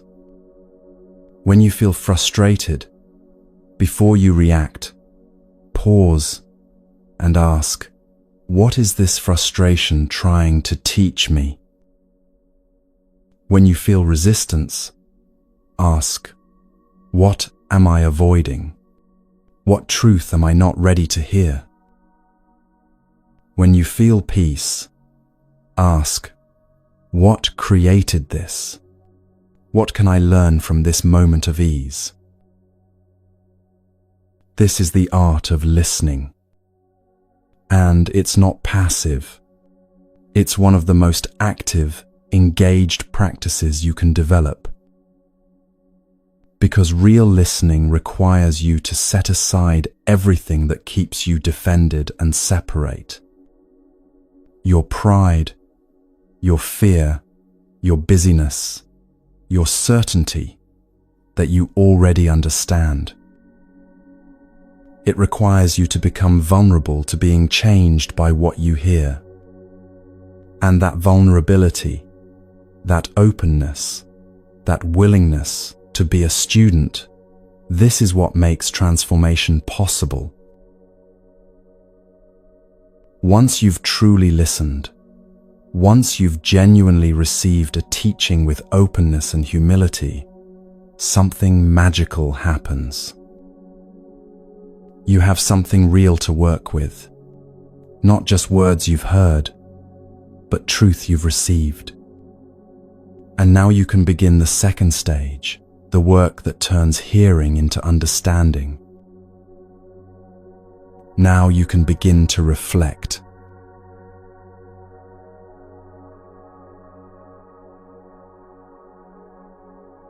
You've listened. You've received the teaching with openness and humility. Now comes the work of making it yours. This is the second stage of wisdom, reflection. And it's crucial to understand what this stage is and what it isn't. Reflection is not meditation. These are distinct stages that serve different purposes, and confusing them is one of the main reasons people get stuck in their practice. When you're listening, you're receiving information, you're absorbing content, taking in the teaching, opening yourself to new understanding. That's the first stage. When you're reflecting, you're processing that information. You're examining it from different angles, testing it against your experience, analyzing how it works, understanding the relationships between different parts. That's the second stage. When you're meditating, the third stage, you're integrating the truth.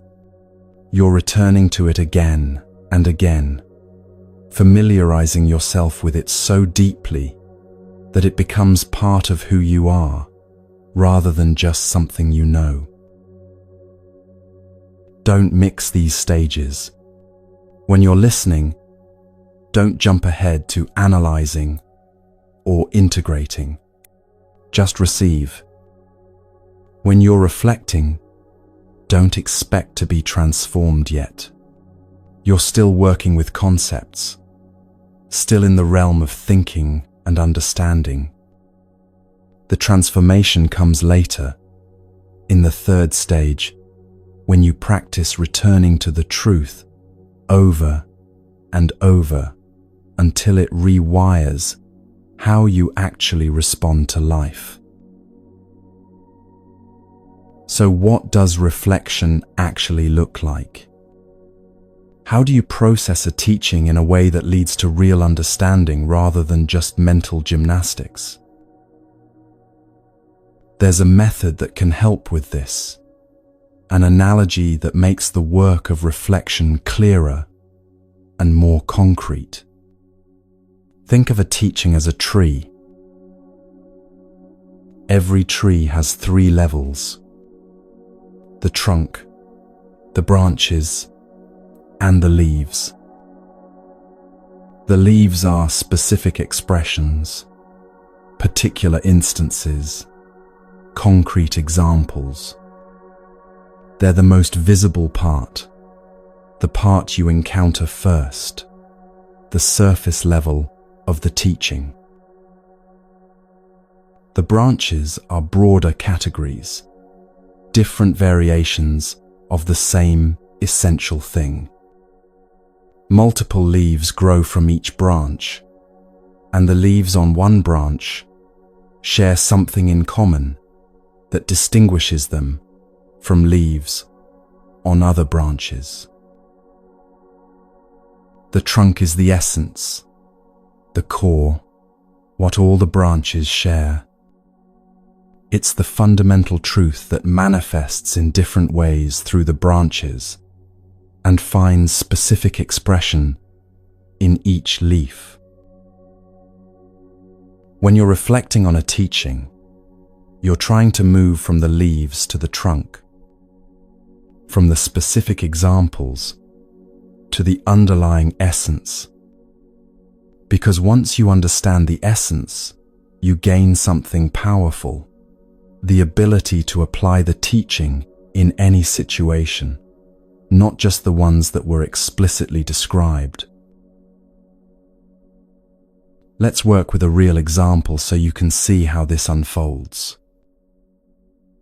In Buddhist teaching, there are 4 qualities called the 4 immeasurables, or the 4 aspects of love: loving kindness, compassion, empathetic joy, and equanimity. These are 4 branches, and each branch has many leaves.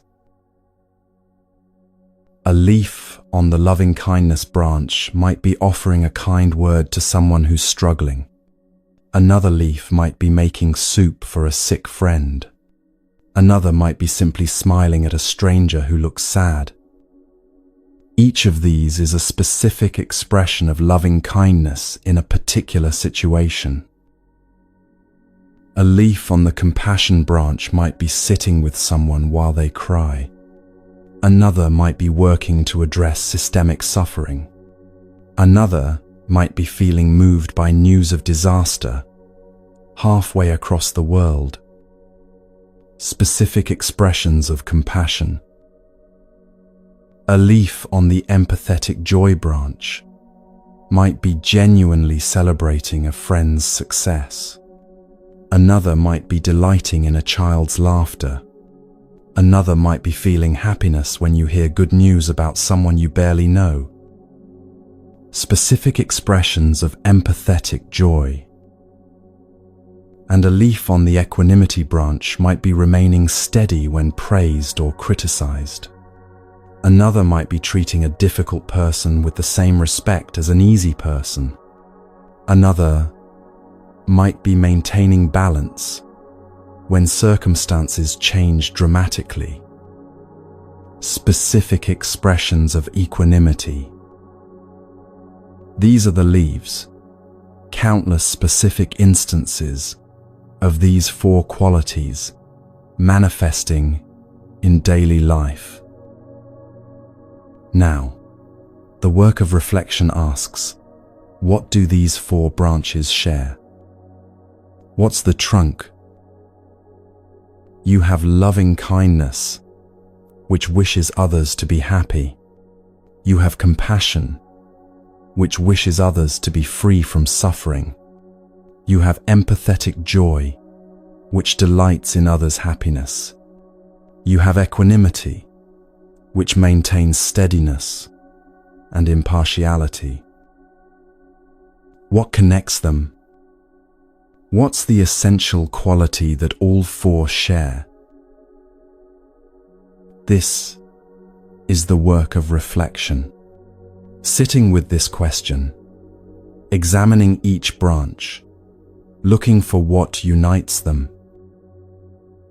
And what emerges is this: all four are expressions of the heart that's no longer caught in separation. All four arise from seeing that your well-being and others' well-being are connected, not separate. All four move beyond the prison of me versus them into the spaciousness of us. That's the trunk. The overcoming of separation, the dissolution of the artificial boundary between self and other. And once you understand that trunk, once you grasp that essence, something powerful becomes available. You can contextualize these qualities in any situation. You don't need to be told the exact formula for how to be loving with your difficult coworker, your elderly parent, your ex-partner, your neighbor's loud dog. You understand the essence, moving beyond separation, and you can figure out how that expresses appropriately in each unique context. This is why understanding the trunk gives you flexibility and power. You're no longer limited to the specific examples you've been given, the exact situations that were described in the teaching. You can take the essence and apply it everywhere. Let's look at another example, one we've already explored in depth. Patience. Remember, there are 3 types of patience. 3 branches. Patience with others, tolerating the difficulties that come from other people's behavior. Patience with your own growth, tolerating the discomfort and slowness of transformation. Patience with uncomfortable truth, tolerating realities that challenge your sense of control or your ideas about how things should be. 3 distinct branches, each with countless leaves. Specific moments when you practice patience with your partner's habits, with your child's questions, with your colleagues' mistakes. Specific moments when you show up for meditation, even though it's boring, when you keep practicing, even though progress feels invisible. Specific moments when you accept that you're aging, that people die, that you can't control outcomes. But what's the trunk? What do all 3 types of patience share? The work of reflection reveals this. The trunk has 2 parts, like the bark and the heartwood of a tree. The causal part is acceptance. All 3 types of patience require accepting what is, accepting that this person is behaving this way right now, accepting that growth is slow and includes boring phases, accepting truths that are uncomfortable but real. The resultant part is peace. When you accept what is, when you stop fighting reality, peace becomes possible. Not the peace of everything being perfect, but the peace of no longer being in battle with the present moment. So the trunk of patience is this movement, acceptance leading to peace. And once you understand this trunk, this essence, you don't need specific instructions for every situation where patience is required. You understand what creates patience at its root, the practice of accepting what is, and you can apply that anywhere. Your train is late? Accept that this is what's happening right now. Your body isn't cooperating with your plans. Accept what your body is actually capable of today. Your spiritual practice feels dry. Accept that this is the current phase. Each acceptance opens the doorway to peace, to patience, to freedom from the suffering of resistance. This is the power of understanding essence. You're not trapped in formulas and specific scenarios. You understand how the quality actually works, what creates it, what it's made of. And from that understanding, you can generate the appropriate response in any situation you encounter. But how do you practice this kind of reflection in your daily life? How do you move from leaves to trunk when you're dealing with real situations, not just analyzing teachings? Start by looking for patterns. When do you feel most at peace? What are the different situations where peace arises? And what do they have in common? That common element is pointing you toward the trunk. When do you feel most frustrated? What are the various triggers and what connects them? You might discover that beneath all the different frustrations is a single pattern: unmet expectations, loss of control, threats to your self-image. This is reflection, looking for the essence beneath the expressions, finding the trunk that connects the branches. A woman spent years working on being more loving. She read books about love, attended workshops, learned techniques for expressing affection and kindness.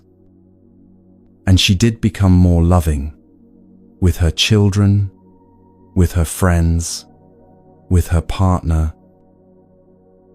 But then she'd encounter situations that didn't fit the formulas she'd learned.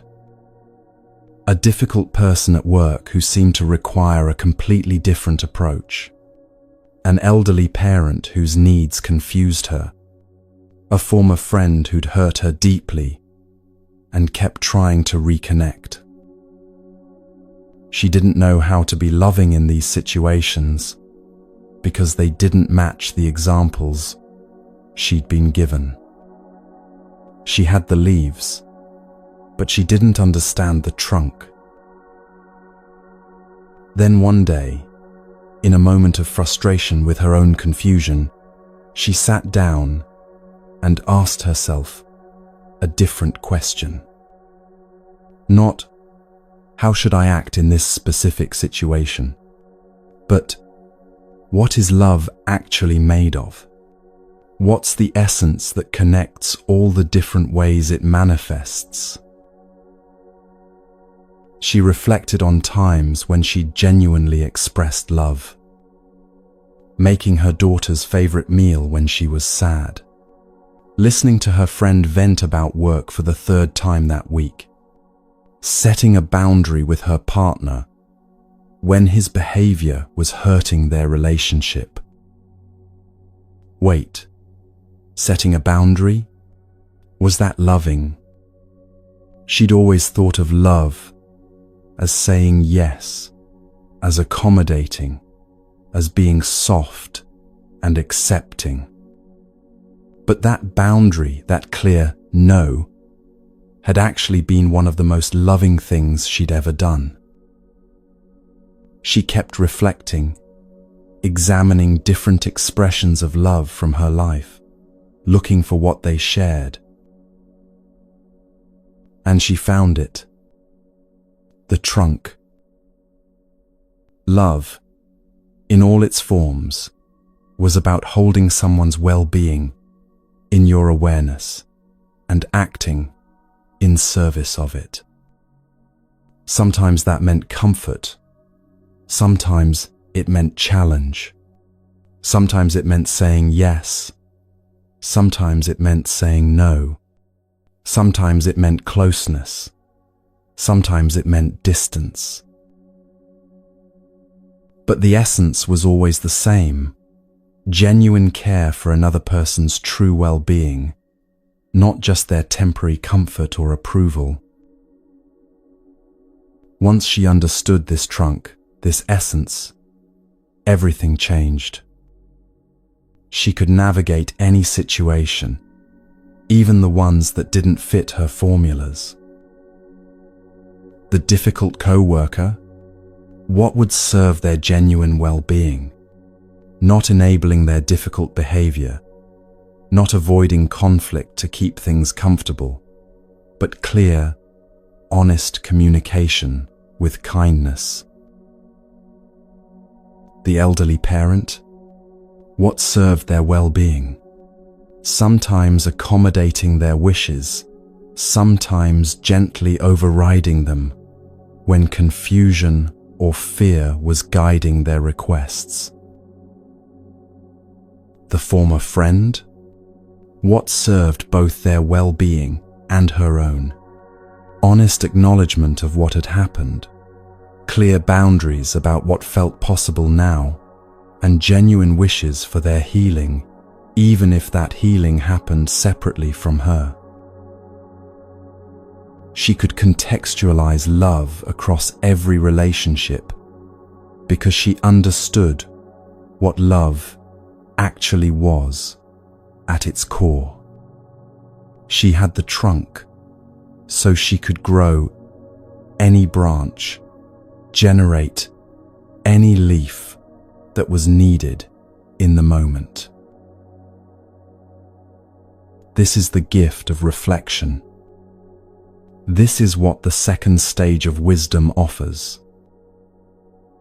When you understand essence, you're no longer trapped by circumstances. You're not helpless when you encounter a situation you haven't been specifically prepared for. You understand the principles at work, the fundamental dynamics, the core truth beneath the variations. And from that understanding, you can respond wisely to anything. This is why teachers often speak about the same topics repeatedly but from different angles. They're not just repeating themselves. They're helping you see the trunk from different perspectives, showing you how the same essence expresses through different branches, pointing at the core truth in multiple ways until you finally grasp it for yourself. But here's what's crucial to understand. Reflection, as powerful as it is, still isn't transformation. You can understand patience perfectly, grasp its essence completely, see how acceptance leads to peace in 100 different situations. But that understanding alone won't make you patient. You can comprehend love deeply, recognize its trunk clearly, know exactly how it should express in various contexts. But that knowledge won't necessarily make you loving. Because transformation doesn't happen through understanding alone. It happens through integration, through practice, through the third stage, meditation, which means returning again and again to the truth until it becomes part of your natural response rather than just something you know. Think of it this way. Listening gives you the map. Reflection helps you understand the map, see how different landmarks relate to each other, grasp the underlying geography. But meditation is actually walking the terrain, step by step, until the path becomes so familiar you could walk it in your sleep. You need all three stages. Skip listening, and you have nothing to work with. Skip reflection, and you're practicing by rote without understanding what you're actually doing or why. Skip meditation, and you've got beautiful understanding that never actually changes how you live. So reflect deeply on what you've heard. Look for the trunk beneath the branches, the essence beneath the expressions. Examine your own experience for patterns, for the core dynamics that create suffering, and the core dynamics that create freedom. Ask yourself, what do my peaceful moments share? What do my suffering moments share? What's the trunk that connects all the times I've acted with wisdom? What's the trunk that connects all the times I've acted from fear or grasping? This reflection will give you understanding. Real, deep, applicable understanding that you can carry into any situation. And once you have that understanding, once you've grasped the essence through genuine reflection, then comes the most important work. Then comes the practice of integration, of returning again and again to the truth until it becomes who you are. Then comes meditation.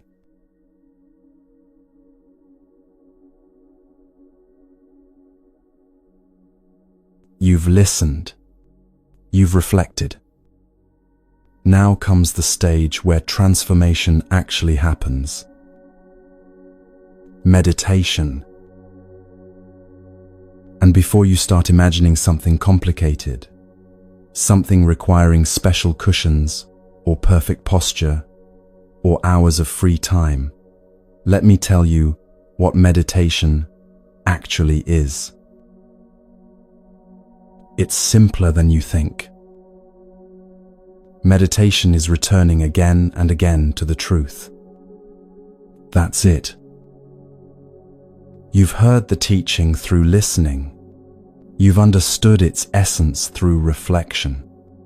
Now you practice coming back to that truth over and over until it becomes so familiar, so integrated, that it's no longer something you think about. It's something you are. This is where most people get confused about meditation. They think it's about the technique, about sitting a certain way, breathing a certain way, following specific steps in a specific order. And yes, techniques can be helpful. They give you a structure, a starting point, a method for training your attention. But the technique is just the vehicle.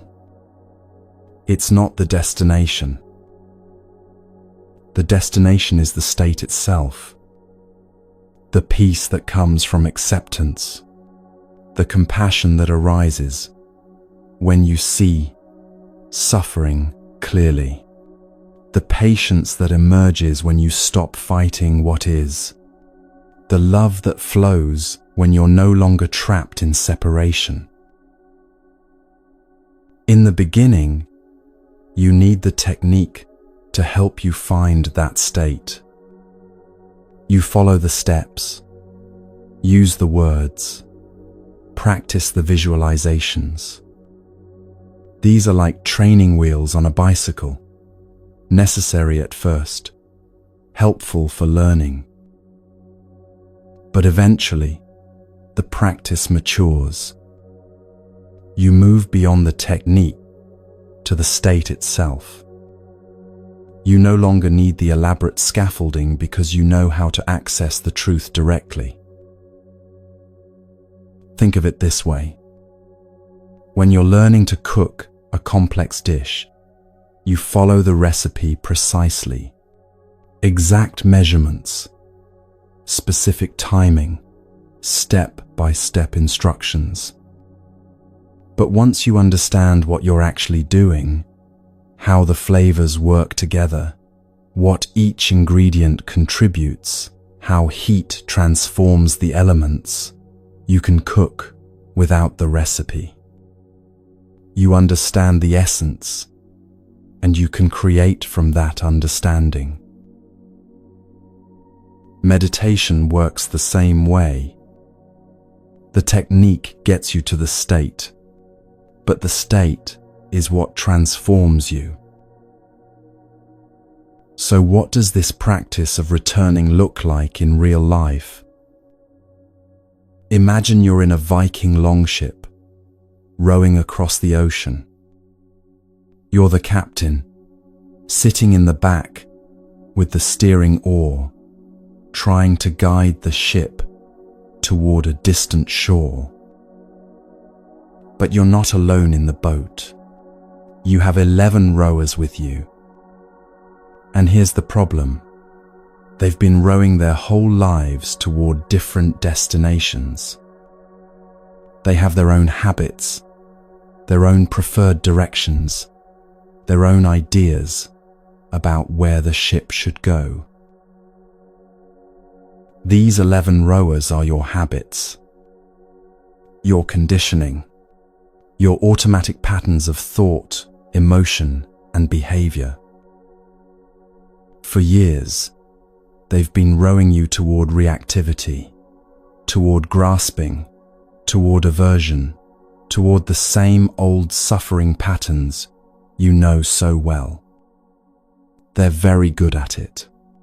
They've practiced for a long time. Now you want to go in a different direction, toward peace, toward wisdom, toward freedom. But the rowers don't know how to row there yet.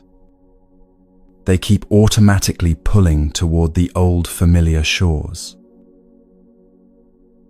This is what meditation trains. You're educating the rowers, teaching them a new direction, a new way of moving through the waters of your life. And how do you educate rowers? Not by yelling at them once and expecting them to change. Not by explaining the theory of better rowing. You educate them through consistent practice, through returning again and again to the correct movement until it becomes their new habit. This is why meditation requires patience with your own growth.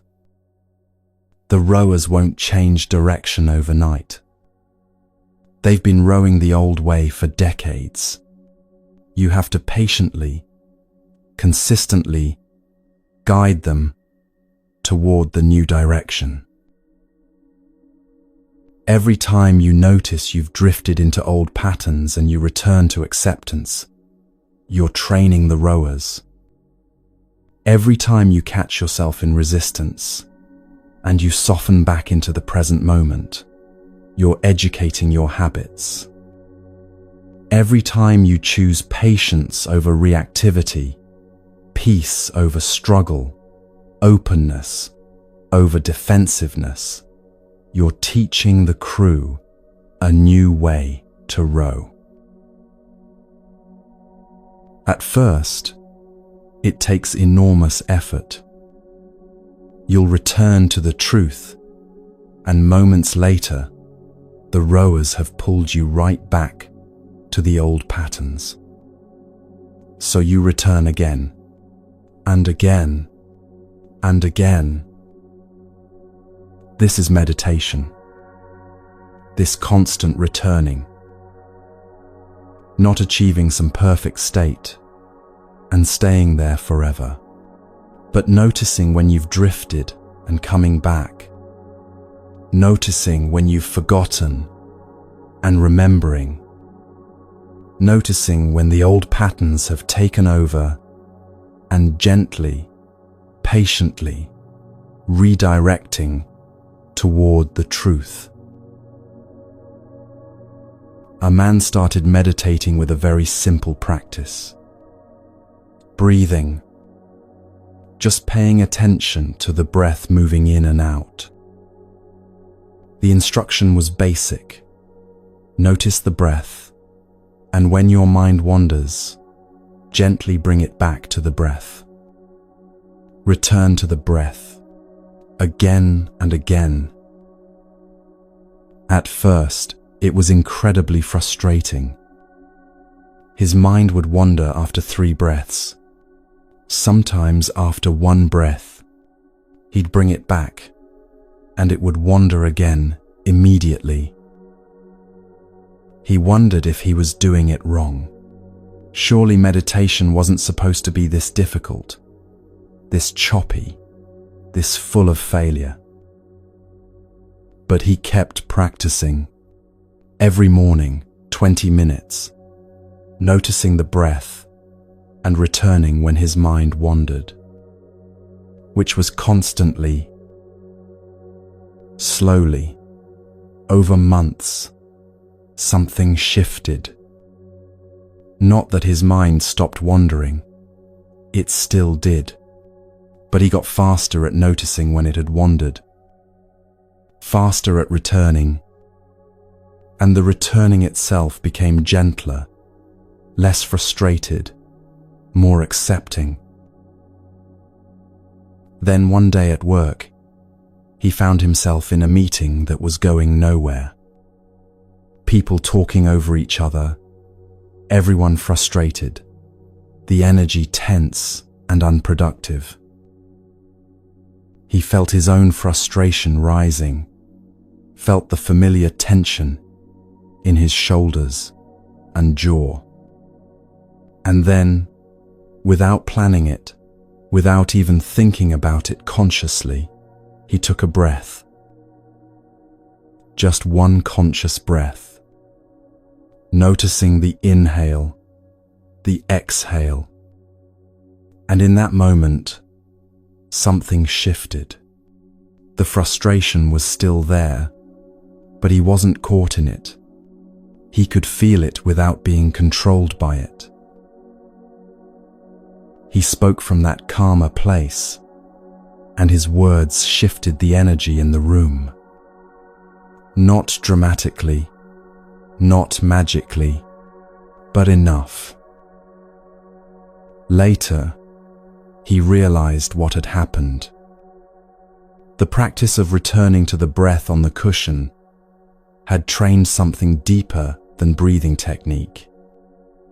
It had trained the capacity to return to the present moment, to step out of automatic reactivity, to find a pocket of space even in the middle of chaos.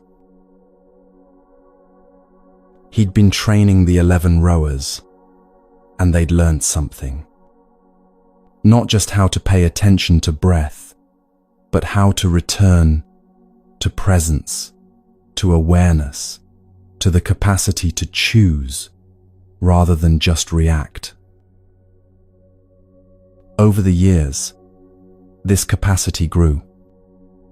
He'd notice himself getting pulled into worry about the future, and he'd return to now. He'd catch himself replaying an argument from the past, and he'd return to now. He'd feel himself contracting against a difficult emotion, and he'd return to the simple experience of what is. The breath practice had become a life practice. The meditation cushion had been the training ground, but the real practice was happening everywhere. In meetings, in traffic, in difficult conversations, in moments of joy and moments of pain. This is what meditation offers. Not an escape from life, but a training that makes you more present in life. More able to respond rather than react. more able to return to truth rather than get lost in habitual patterns. And here's the beautiful thing about this practice. Consistency matters more than intensity. It's better to practice returning for 10 minutes every day than for 2 hours once a month. Because you're training the rowers, and training happens through repetition, through consistent practice, through showing up again and again, even when it doesn't feel particularly profound. This is where most people quit. They practice intensely for a while, feel inspired, maybe even have some powerful experiences. Then life gets busy, the practice becomes routine, and they drift away. But the real transformation happens through steady, consistent practice. Through rowing in the new direction every single day, even when, especially when, it feels boring or pointless or like nothing is happening. Because something is happening. The rowers are learning. Your nervous system is being retrained. New neural pathways are being carved. The habit of returning is being strengthened with each return. You might not notice it day to day, but look back over months, over years, and you'll see the change. You'll see that you're less reactive, more patient, more able to stay present with difficulty.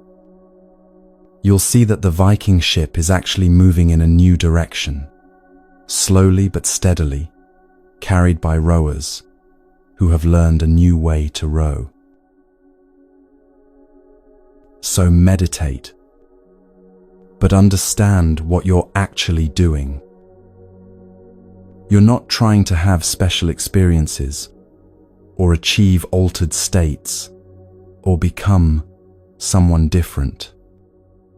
You're simply practicing return, coming back to the truth again and again, until that return becomes natural, effortless, automatic. And here's something you might not have realized. You're actually meditating right now, in a way. By listening to these teachings, by staying present with these words, by returning your attention when it wanders, you're practicing the art of return. You're training those 11 rowers, showing them a new direction. The practice isn't separate from your life. It is your life. Every moment, you choose presence over distraction, acceptance over resistance, wisdom over habit. That's meditation. The cushion is just where you train more formally, more deliberately. But the real practice happens in the traffic, in the difficult conversation, in the moment when plans fall apart, and you have to choose how to meet what is. So keep returning to the breath, to the teaching, to the truth, to the present moment. Return when you drift into worry. Return when you get lost in stories. Return when old patterns take over. Just return. Again and again. That's meditation. That's the practice. And that's what transforms everything.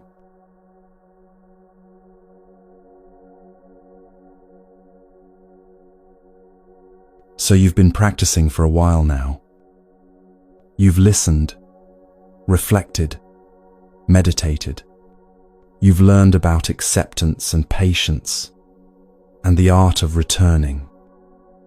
And at some point, you're going to wonder, am I actually making progress? This is a good question, because spiritual practice without feedback, without some way to measure genuine growth, can become a kind of fantasy. You can tell yourself you're evolving while actually staying stuck in the same patterns dressed up in new spiritual language. So how do you know if you're really changing? How do you measure progress on a path that's supposed to transcend measurement? There are many metrics you could use. How peaceful you feel, how many hours you've meditated, how much you know about Buddhist philosophy, how many retreats you've attended. But according to ancient meditation manuals, particularly those studied throughout Tibet for centuries, there's one metric that's more reliable than all the others: the reduction of egocentrism. How obsessed are you with yourself? How much mental space does I, me, and mine occupy? How often are you the center of your own concern, the main character in every story, the person whose needs and feelings and perspectives matter most? This might sound harsh, but it's actually incredibly practical. Because you can measure this, you can pay attention to it, and you can watch it change over time as your practice deepens. Researchers actually studied this phenomenon in a fascinating way. They brought volunteers into a university lab and told them they were there for an experiment. The volunteers were asked to wait in a room while the researchers prepared everything. But the real experiment had already begun. Hidden cameras and microphones recorded these volunteers as they sat there making small talk with each other, chatting casually while they waited. Normal, everyday conversation. The researchers weren't listening to what the volunteers talked about. They were counting something specific: how many times each person used self-referential words. I, me, my, mine. Just in normal conversation about their day, their thoughts, their experiences, how often did each person reference themselves? Then the researchers followed up with these same people months and years later, tracking various aspects of their lives: psychological health, relationship quality, career success, even physical well-being. The findings were striking.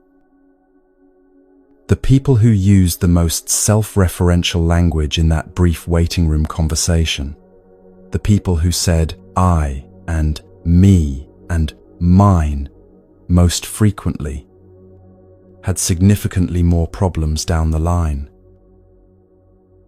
More depression, more anxiety, more difficulty in relationships, more career challenges, even more physical health issues. Not because saying I causes these problems, but because frequent self-reference is a marker of something deeper: self-obsession. Being trapped in a very small world where everything revolves around your own needs, feelings, fears, and desires. And self-obsession, the Buddha taught, is the root of suffering. When your entire universe centers on yourself, everything becomes a threat, or an opportunity in relation to you. Other people become objects that either help or hinder your agenda. Experiences become good or bad, based solely on whether they serve your preferences. Even spiritual practice becomes another way to improve yourself, to feel special, to be better than others. This is where it gets tricky, because once you start on a spiritual path, the ego doesn't disappear. It just moves into a smaller box. Before, you were living in the big box of regular life. Your ego could seek status and validation through money, appearance, career achievements, social standing. It had lots of room to operate, lots of ways to feel important.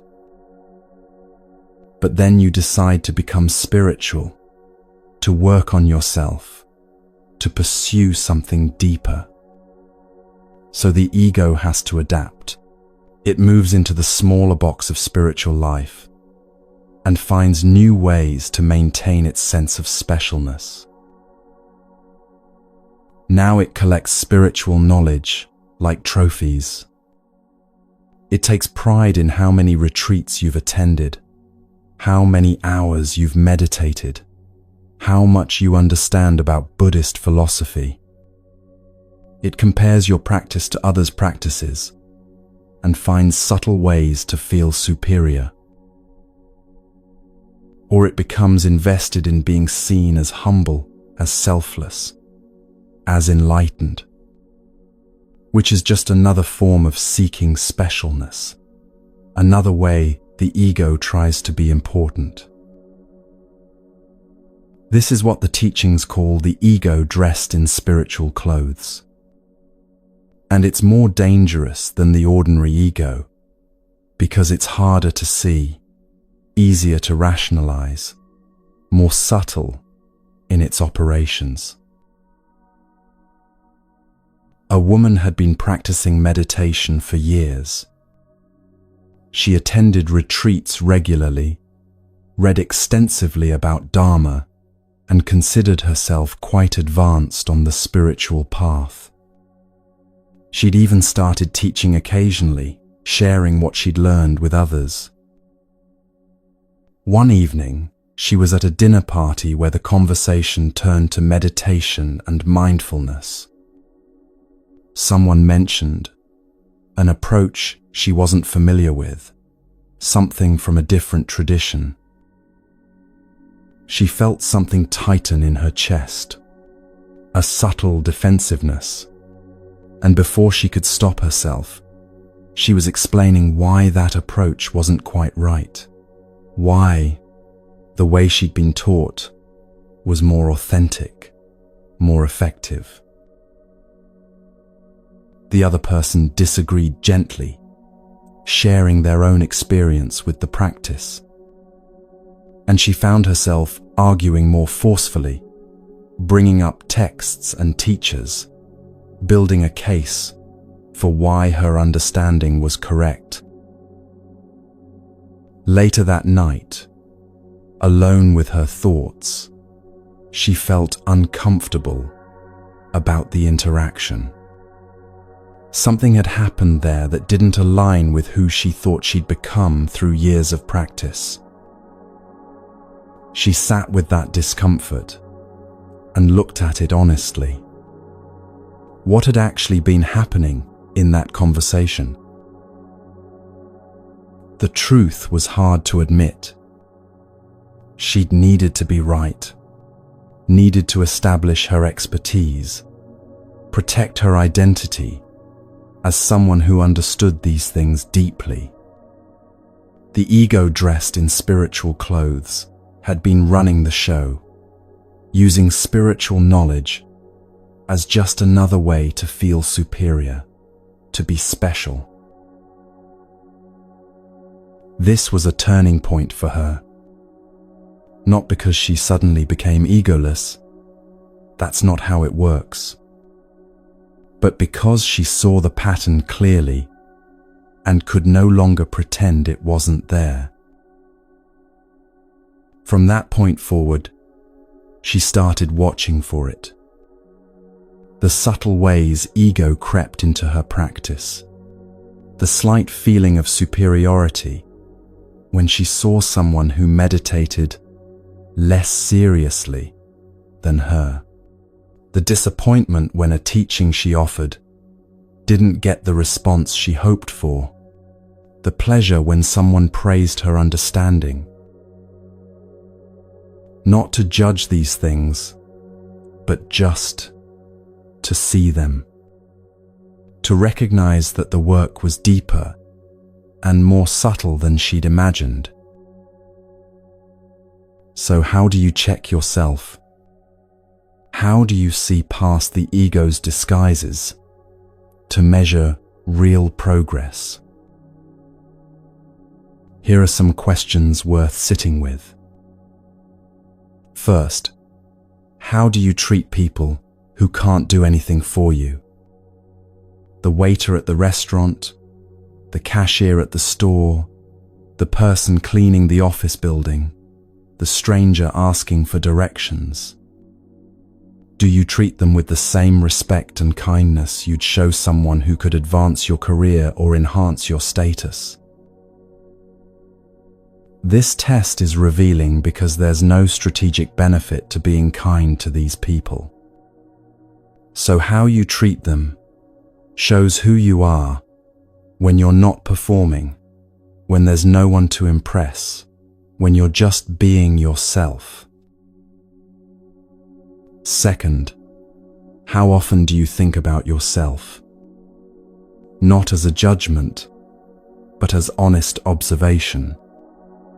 When you're in conversation, how much of your attention is on your own thoughts and reactions versus genuinely being present with the other person? When you read news or hear about events, how quickly does your mind jump to, how does this affect me? Third, can you be genuinely happy when good things happen to others? Especially when those good things are things you wanted for yourself?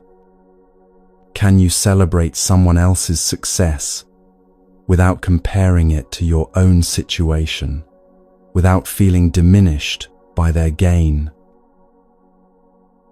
These questions aren't meant to make you feel bad about yourself.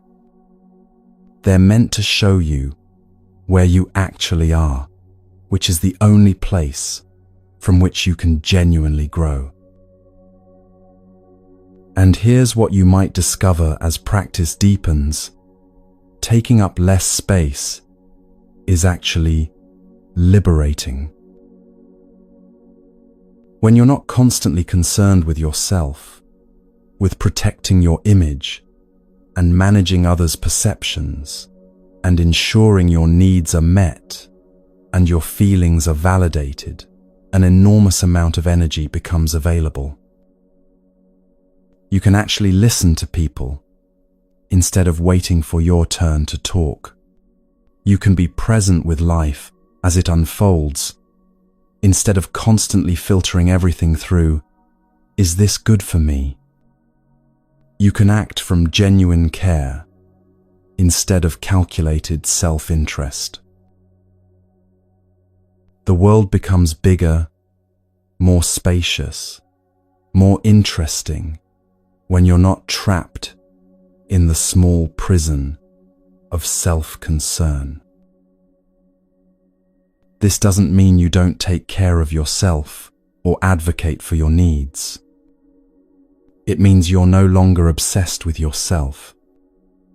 You're one person among billions, all trying to navigate this difficult, beautiful experience of being alive. And from that perspective, the question, how am I doing, becomes less urgent. Not because you don't care about growth, but because you're less interested in spiritual achievement as another form of self-enhancement. You're just practicing, returning to truth again and again, noticing when ego takes over and gently coming back to something bigger than self-concern. And that practice, that simple returning, gradually loosens ego's grip. Not through force, not through self-judgment, but through patient redirection of attention, away from the constant preoccupation with me toward the simple reality of what is. So measure your progress, not by how good you feel, or how much you know, or how spiritual you appear, but by how much space ego takes up in your life. Are you less defensive than you used to be? Less need to be right? Less concerned with others' opinions of you? More able to be genuinely happy for others? More interested in understanding than in being understood? These are the markers of real progress. Not dramatic, not glamorous, but genuine. The slow, steady reduction of the prison of self-concern and the gradual opening into something more spacious, more connected, more free.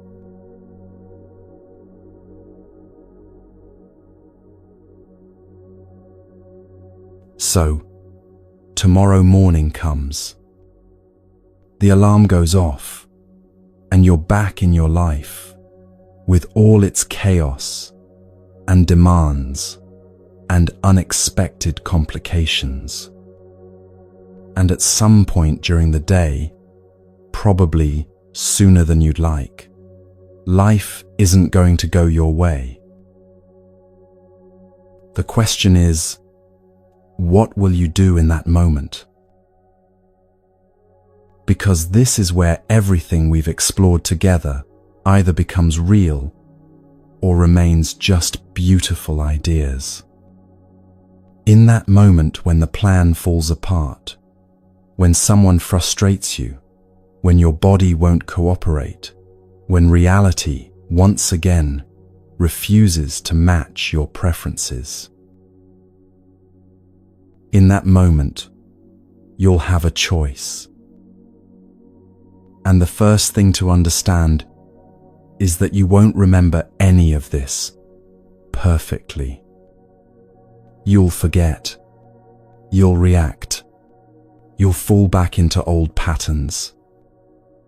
That's normal. That's human. That's part of the process. But gradually, with practice, there will be a pause. Just a tiny pause between what happens and how you respond. And in that pause lives all your freedom. Someone cuts you off in traffic and you feel the anger rise. But before you honk, before you curse, before you let that anger take over your next 15 minutes, there's a pause.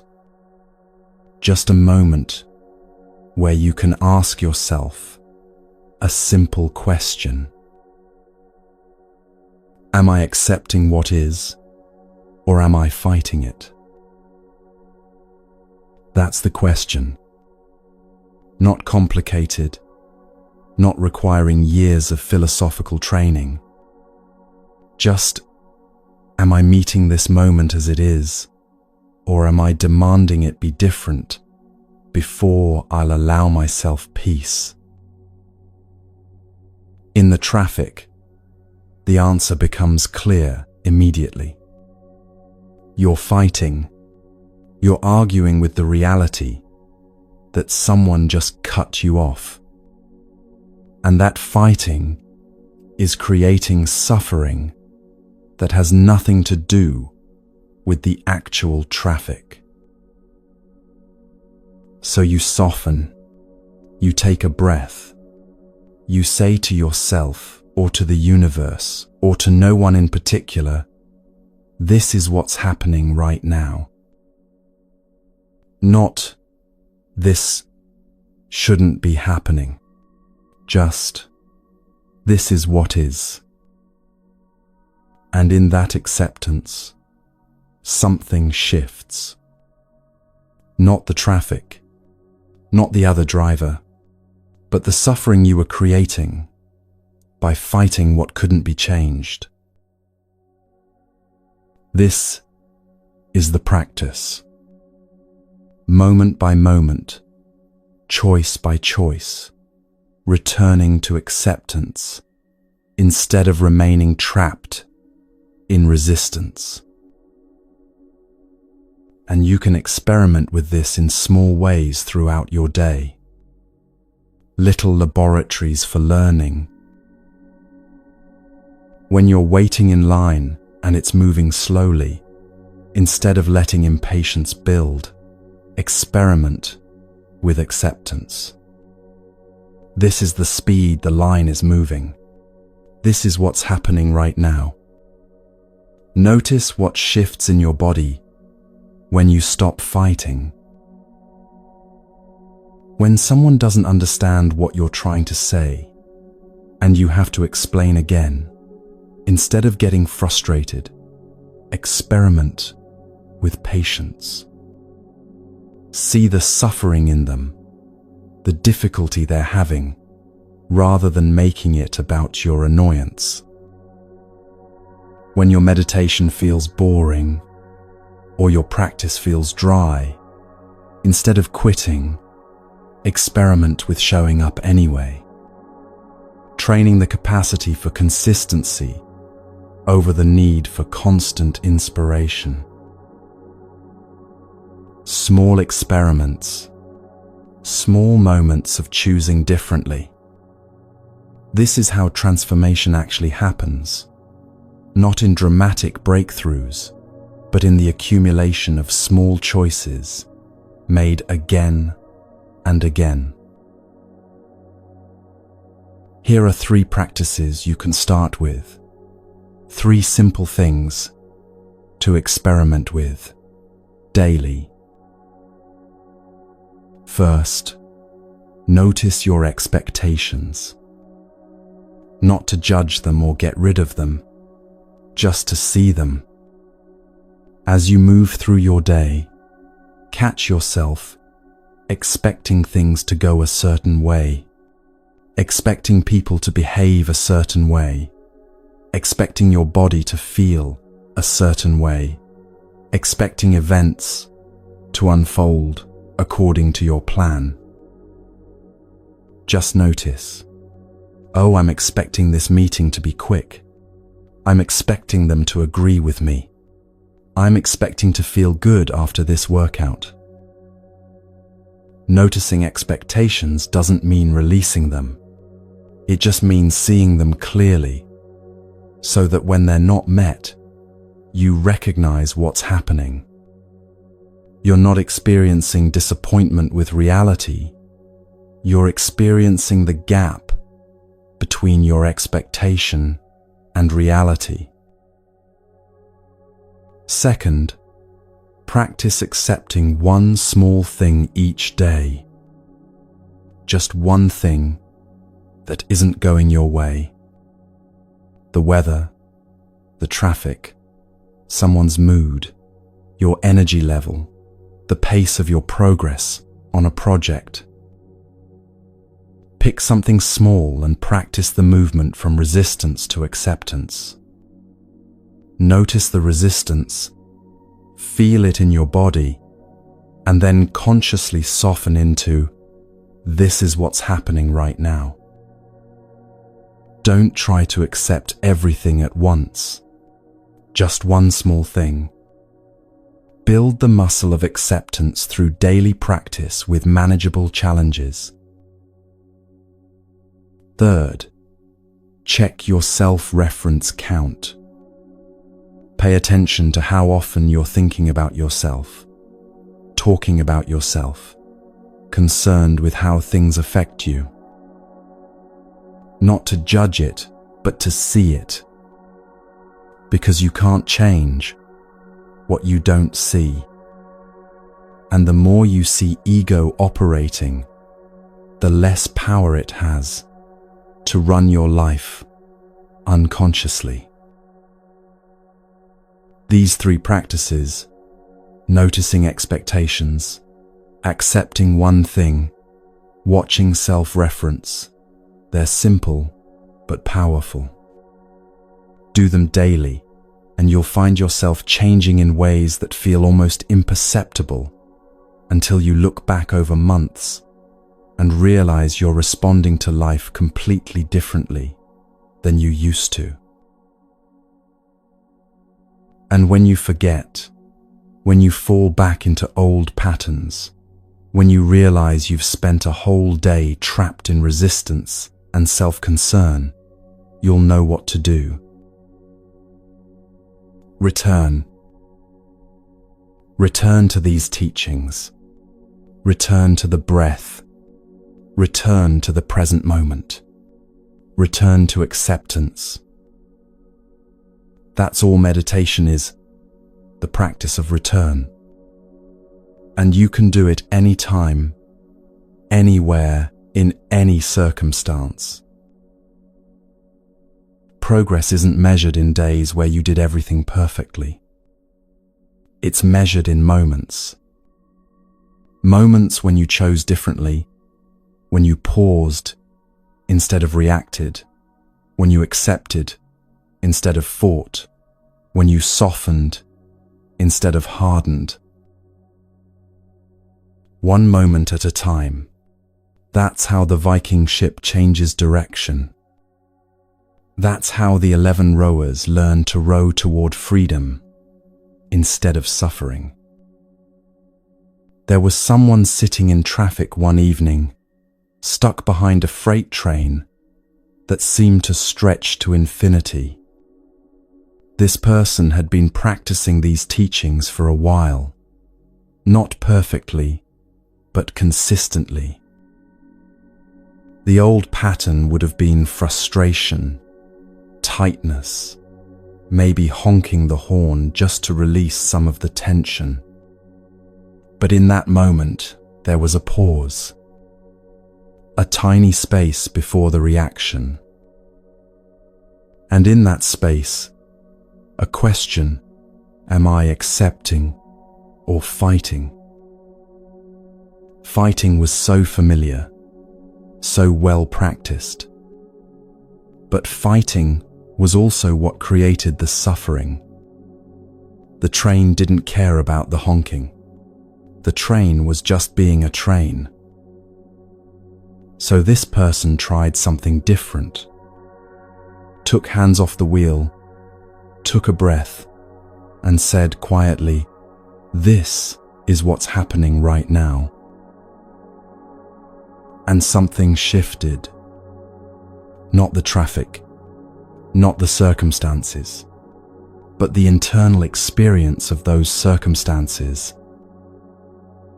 The tightness eased, the shoulders dropped, and there, in the middle of being stuck, peace became possible. Not the peace of everything going right, the peace of finally stopping the fight with what is. This is what's available to you. Not someday when you're more advanced or more enlightened or more practiced. Right now, in whatever difficult moment you're facing or will face tomorrow. Peace is always accessible. Not because circumstances become perfect, but because you stop requiring perfection as the price of your peace. The Buddha taught something beautiful about this. He said that suffering ceases when craving ceases.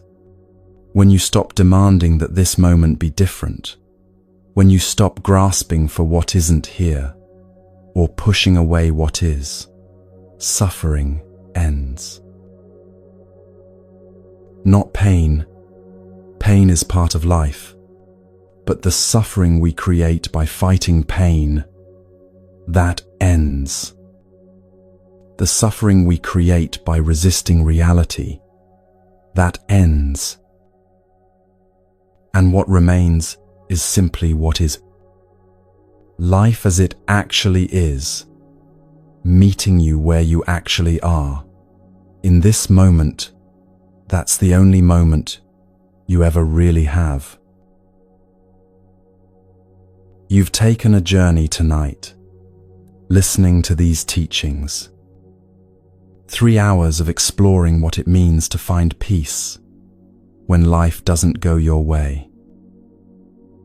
And wherever you are right now, lying in bed in Singapore as the sun rises, sitting at your desk in London during a lunch break, driving through the night in California, cooking dinner in Sao Paulo, you're part of a global community, all searching for the same thing. Freedom from unnecessary suffering, peace that doesn't depend on circumstances, the ability to meet life as it is, rather than how we wish it would be. If something shifted for you during this time together, if something landed, or opened, or became clearer, carry that with you. Let it inform how you meet tomorrow. And when tomorrow comes with its inevitable challenges, its plans that fall apart, its moments that don't match your expectations, you'll know what to do. Pause. Ask yourself, am I accepting or fighting? And then, gently, patiently, choose acceptance. Choose peace. Choose to stop fighting the freight train. This is the practice. This is the path. This is how suffering ends and freedom begins. Rest now if you need to. Let these teachings integrate while you sleep or move through your day. And know that you can return to them anytime. They're not going anywhere. When life doesn't go your way tomorrow, you'll know what to do. You'll know how to find peace in the chaos.